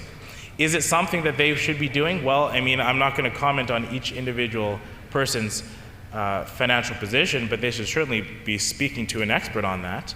But I do think that the aspects of Bill 43 will make this a very difficult choice for some individuals who are now contemplating retiring over the possibility of having their job cut by the decisions of this government. Now, Bill 43 specifically caps the commuted age at age 55. Now, that means that once a participant of the CSSB is 55 years of age, and upon termination of employment, they would not have the ability to remove their pension funds from the plan and would either receive a monthly pension at the time of retirement, defer these payments to a later date. Now, we are seeing some of these types of changes being made across our country. And it seems like it might be the status quo to set this age as, the designated, kind of quote retirement age or capping the commuted value, kind of making it set for individuals. There are a lot of challenges and a lot of questions to be raised regarding that. For example, working age. Generally around here, the last few years, we've seen an increase in the working age of individuals, which means that people are often looking to stay active and involved in their community and often work long past age 55. Now, is age 55 the best age to have in this bill? Well, perhaps they should go back to many of the members in the civil service to consult with them to see whether that age should be adjusted to a more of a realistic time frame for the capping of commuted values. Additionally, you have to also weigh that out with the burden or the cost that it would put on younger workers. And this is why it may be very important for the civil service to also look at ensuring that there are as many young workers paying into the pension plan as there are workers who are either currently receiving funds from the pension plan or about to because of the cuts that this government is making over the past few months. Now, we see that with those affordability challenges that people are currently facing and making this tough decision, it is also essential that we look at how the impacts of taking money out during that for that commuted purpose, and whether that is a fair ask and a fair allowance for people to be taking that out as a holistic concept with pension plans. Let's go back to thinking about the purpose of pension plans. They're not just savings plans. If you wanted a savings plan, you can take out an RSP or another savings plan of the like. But when you're specifically talking about pension plans, you're talking about providing a stable income for a worker who is now retired and looking for income for the rest of their life. Not just for a small time frame, for a few years, or perhaps to take a trip. Not an income to do a renovation project or buy a new car. This is income to support them for the rest of their days once they've completed their career. And for that reason, it's important to be sure that we're being fair with these people to make sure that the amount that they're getting in retirement is going to be appropriate for them to have a quality of life in their golden years. And I know that, as was mentioned by the Premier earlier today, he is very, very thoughtful of seniors and wants to ensure that they, have respect. And I know that, respect is very important to me as well. And I think that it is important to ensure that our pension plans are funded properly, funded completely, so that people who are retired have the full confidence and are frankly not worried in the slightest that their pensions would be at risk. Because for so many people, it is not just money that's coming in for the luxury items. This is how they survive. And for us to go, for anyone to go willy-nilly making changes to a pension plan is inappropriate. It does deserve and requires the needed level of thought and diligence to ensure that it is can be counted on and can be a trusted source of income for so many Manitobans. Now, when we weigh the actual amount that our retirees and are receiving from the pension plan, it is important to look at whether they are receiving commuted value that has been taken out before the age, and to receive in a certain amount, and how that complies with fairness to the younger workers. So, we see that if, certain amounts of, under certain calculations currently had in the pension plan could allow for certain individuals to receive more money if they were able to take money out of the plan versus the employees who maybe don't have that ability to take that out at the commuted value and perhaps have to wait until a later retirement age. And when we see that, we ask ourselves, is this fair to all contributors into the pension plan? Everyone obviously contributes what they're able based on their salary. The civil service make their contributions, and each member does their own. Each member has their own amount that they are to receive as part of that pension plan. And when we're looking at that, they may be looking at, hey, well, I could take this amount early out of my pension plan. It might benefit me as an individual, but what does that say about the fairness of the pension plan to all its members? Remember, this is a pension plan that is meant to serve the entire civil service. And like so many other plans that are group plans, the viability of that plan should be considerate of the interests of all members, not just a few who either have the knowledge or the interest to delve into the ability to get a little bit more for themselves as individuals. But the plan should really be looking at in its heart the ability for all members to be successful throughout all stages of that plan. That includes having an affordable amount paid up as you're an early employee so that you're not risking your current affordability levels to pay for your housing and your food, but also that it has a substantial amount to live on when you're in your golden years. So that balance between having that fairness and that justice of allowing members of that pension plan to take more money out early than they otherwise would get under certain calculations of the pension plan, and the amount that would need to be made up by younger payers into that pension plan is a strong consideration. I mean, in terms of fairness, it really does seem fair that most members should be paying, proportionally their same amount as everyone else, so that it's the same pension plan, that the plan is, funded properly, that it is grown and managed, with equity, and that all members, when they come to the time of retirement, don't have to choose between taking a plan out early, risking perhaps having their job cut by pending cuts that are have been suggested by the government, or waiting until a later age to actually redeem their full pension. These questions shouldn't be here. We want to make sure that our pension plan is actually set up properly and fairly, so that members of the pension plan can actually have ease when they're paying into it, that they know they will be getting a full and fair amount when they're in their retirement. Now, this comes down to a few things.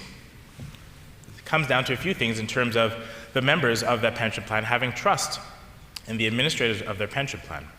The fund managers and the pension managers, the team who does that, has to have responsibility in terms of that plan's success.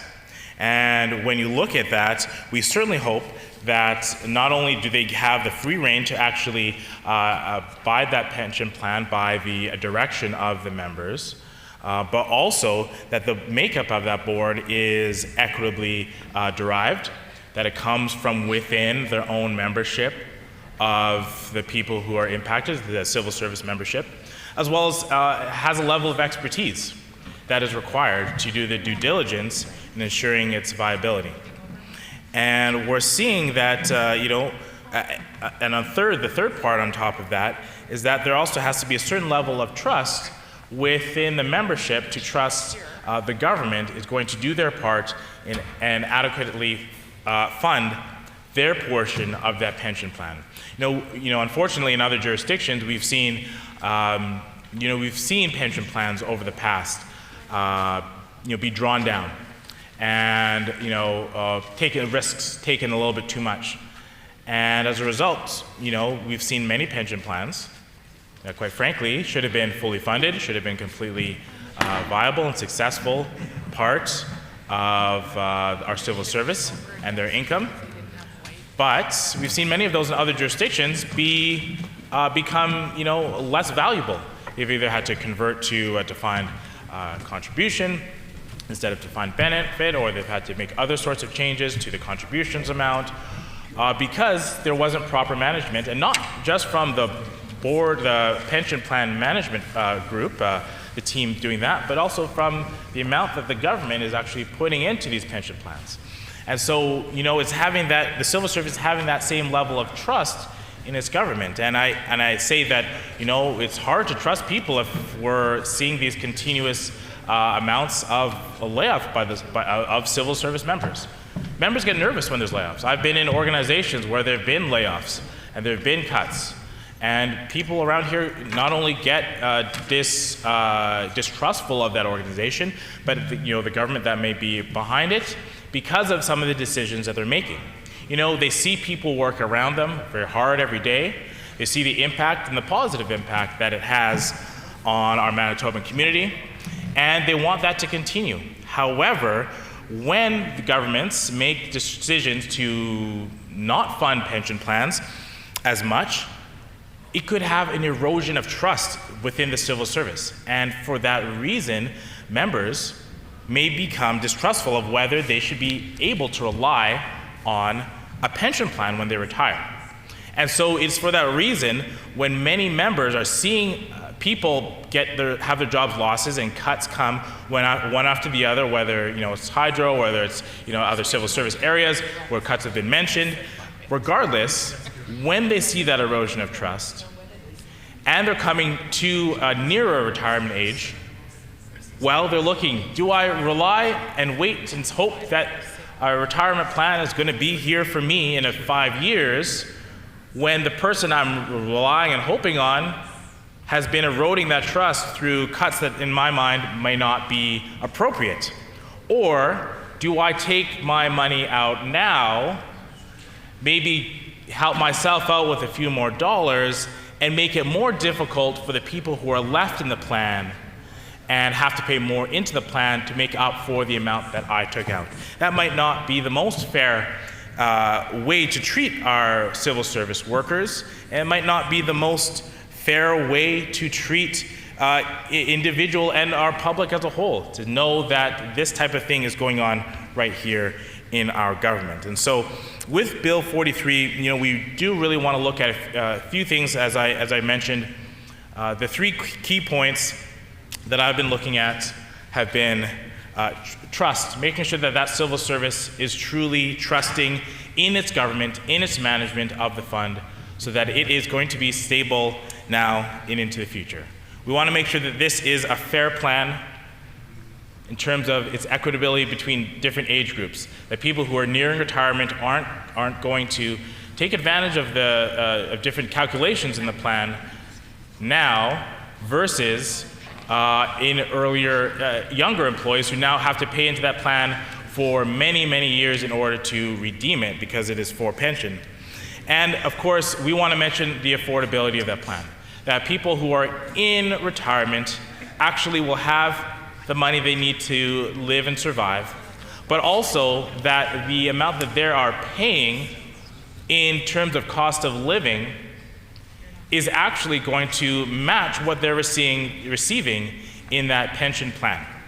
And with the uncertainty in the economy that we're seeing, notwithstanding the pandemic of COVID-19, we want to ensure that anyone who's receiving a pension from the civil service has some sort of confidence that their amount of a full pension will be able to support them in a good quality of life living here in Manitoba without skyrocketing cost of living increases, which would impact their retirement income, not necessarily because of the money from the pension plan, but just because of rising costs of the cost of living. Now, these are essential things to be considering, and as perhaps those cost of living increases continue over the years, the funds that are invested into the pension plan perhaps should be evaluated by the speaker so that there is some sort of stability and reliance that these members of the pension plan can count on in their retirement years. Now, we're seeing many, I think, groups have been consulted or should have been consulted on this, and I think that it's important to not just consult with, for example, MGU and these types of peoples, but it's, we get emails and we get calls from individual members to talk about their specific cases and how this change in Bill 43 will impact them either positively or negatively. And it's important for us to really listen and hear each one of these opinions because it's not just their income now, not just their income in their working days. This is their income in their retirement when they are not prepared or interested or looking to work further in our economy. And I think that is part of respectful government. We should all be doing our part to ensure that the people who are nearing retirement have the trust that they are looking for in their pension plan. And so with that, Madam Speaker, I will conclude my remarks on Bill 43. Thank you. The Honourable Member for Point Douglas. Thank you much, Madam Speaker. You'll have to forgive me. They cleaned my chair and it takes about 5 minutes for this to dry. And of course you don't want to sit on somewhere that's wet and could potentially have who knows what. So I've become very used to being disappointed in this government. Being disappointed by our premier here and the blatant attacks that they've had on workers here in our province of Manitoba. Workers that during a pandemic rely on their jobs, rely on an income to be able to contribute to their pensions. But now that they're unemployed, they're no longer able to contribute to these very pensions. And it's obviously extremely telling that the Minister for Central Services couldn't even answer or wouldn't even answer single direct questions regarding the details of Bill 43 just 2 weeks ago in this very House when the Minister introduced it. It's another sign of blatant abuses of power of this government and them not wanting, and the government not wanting to be accountable to Manitobans who are actually their bosses, not the Premier of the Conservative government, but actually Manitobans who elected them to be in this House to look after their very interests.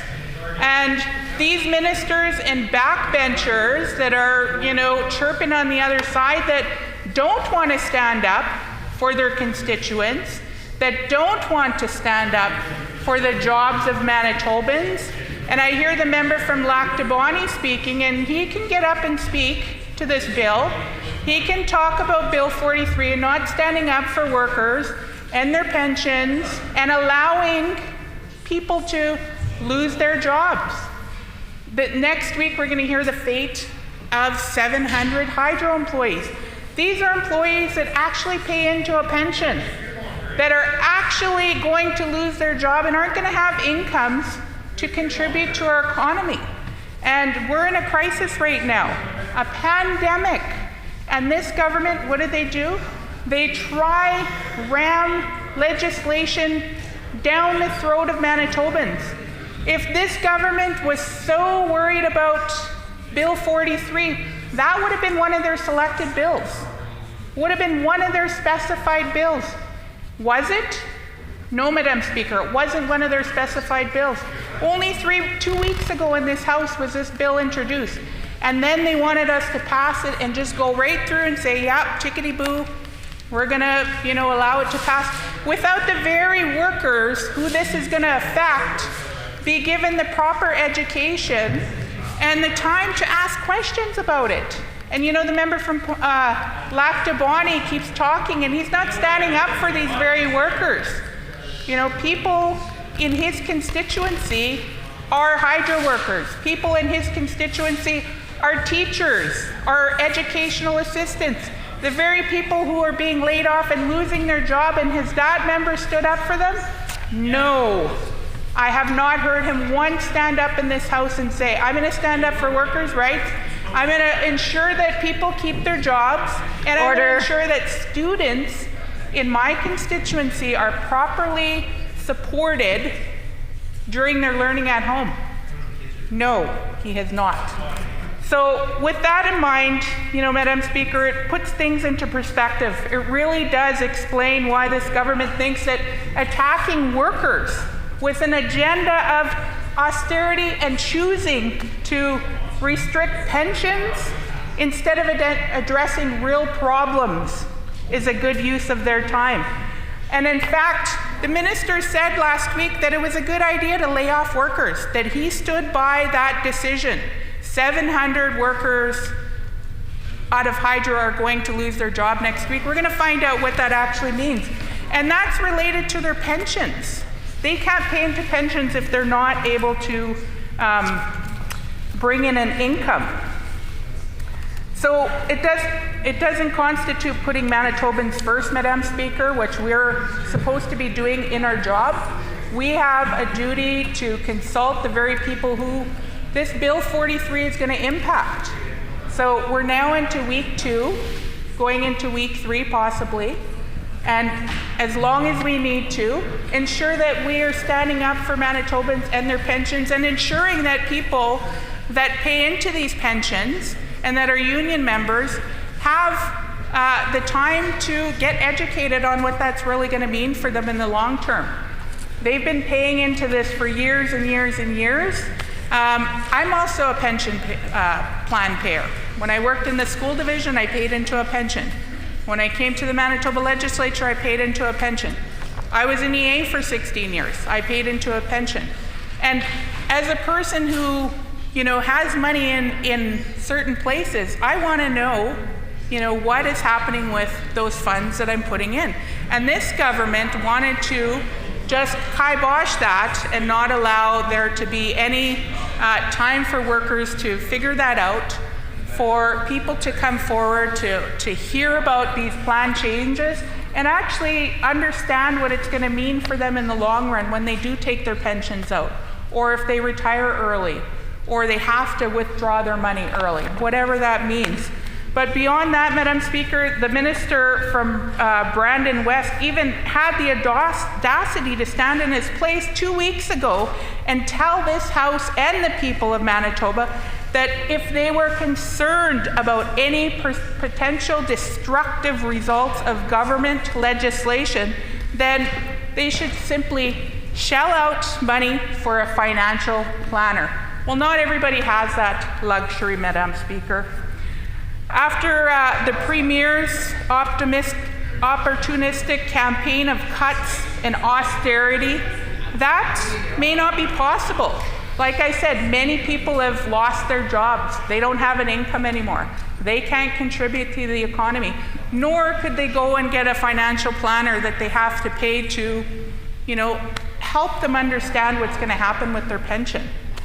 So after this premier, with the help of his ministers, cut thousands of good quality jobs here in Manitoba during a pandemic, when people are suffering, when people are struggling just to pay a bill. Maybe one person was laid off. Now what this government is doing is now they're laying off the second person that's a breadwinner in their family, and now they're not going to have enough income to, you know, pay into a pension. They're causing great harm to our economy, and people not be able to like I said, pay their rent, pay their bills. Good. How are you? So Pallister also, the Premier also paid millions in Manitoba tax dollars for private advisors to tell him to ship out Manitoba jobs to private companies in Texas. Well, Madam Speaker, I can tell you I've got probably hundreds of emails from Manitobans very upset with this new change. You can't use a Visa debit from Canada to get your park pass or your fishing pass, because you have to have an American credit card. So Manitobans are like, how am I supposed to do that? Seniors have emailed me. How am I supposed to print out my park pass or my fishing license when I don't have a computer? Where are they supposed to do that? So what are people choosing to do? They're not going to get a park pass now. They're going to drive, they're going to park on the highway, and they're going to bring their bike and they're going to drive their bike into the park instead. Because this government has made it harder. And what else have they done? They're now charging the Manitobans $4.50 more to get their park pass. They can no longer go to the gate of a provincial park. And you know, the backbenchers on the other side can get up and speak to this when they have their chance. So Manitobans are already struggling. What does this government do? Oh, they charge another $4.50. Manitobans don't have another $4.50 to spend on a park pass. Madam Speaker, you can't even go to any provincial park. You can't go to Grand Beach. You can't drive up to that gate. You can't say to the person who's at the park gate, I'd like to buy a yearly pass. You can no longer do that. You can buy a weekly pass, you can buy a daily pass, but that's it. Now it has to be connected to a license plate.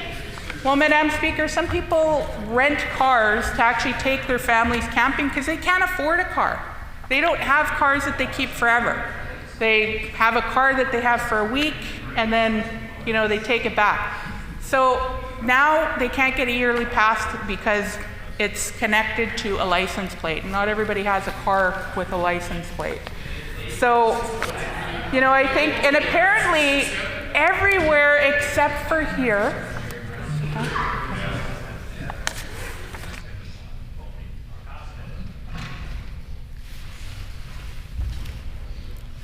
is the member concluding her comments?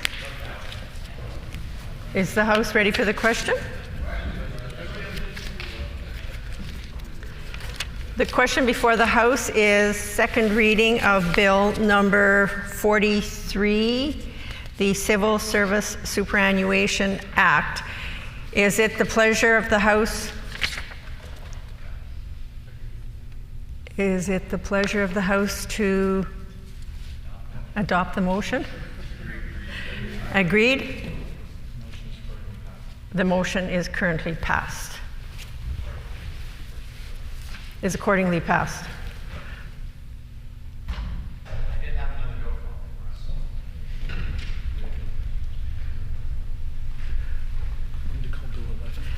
We will now proceed with Bill 11 as indicated earlier today, and that is the Minor Amendments and Corrections Act 2019. The Honourable Minister of Education.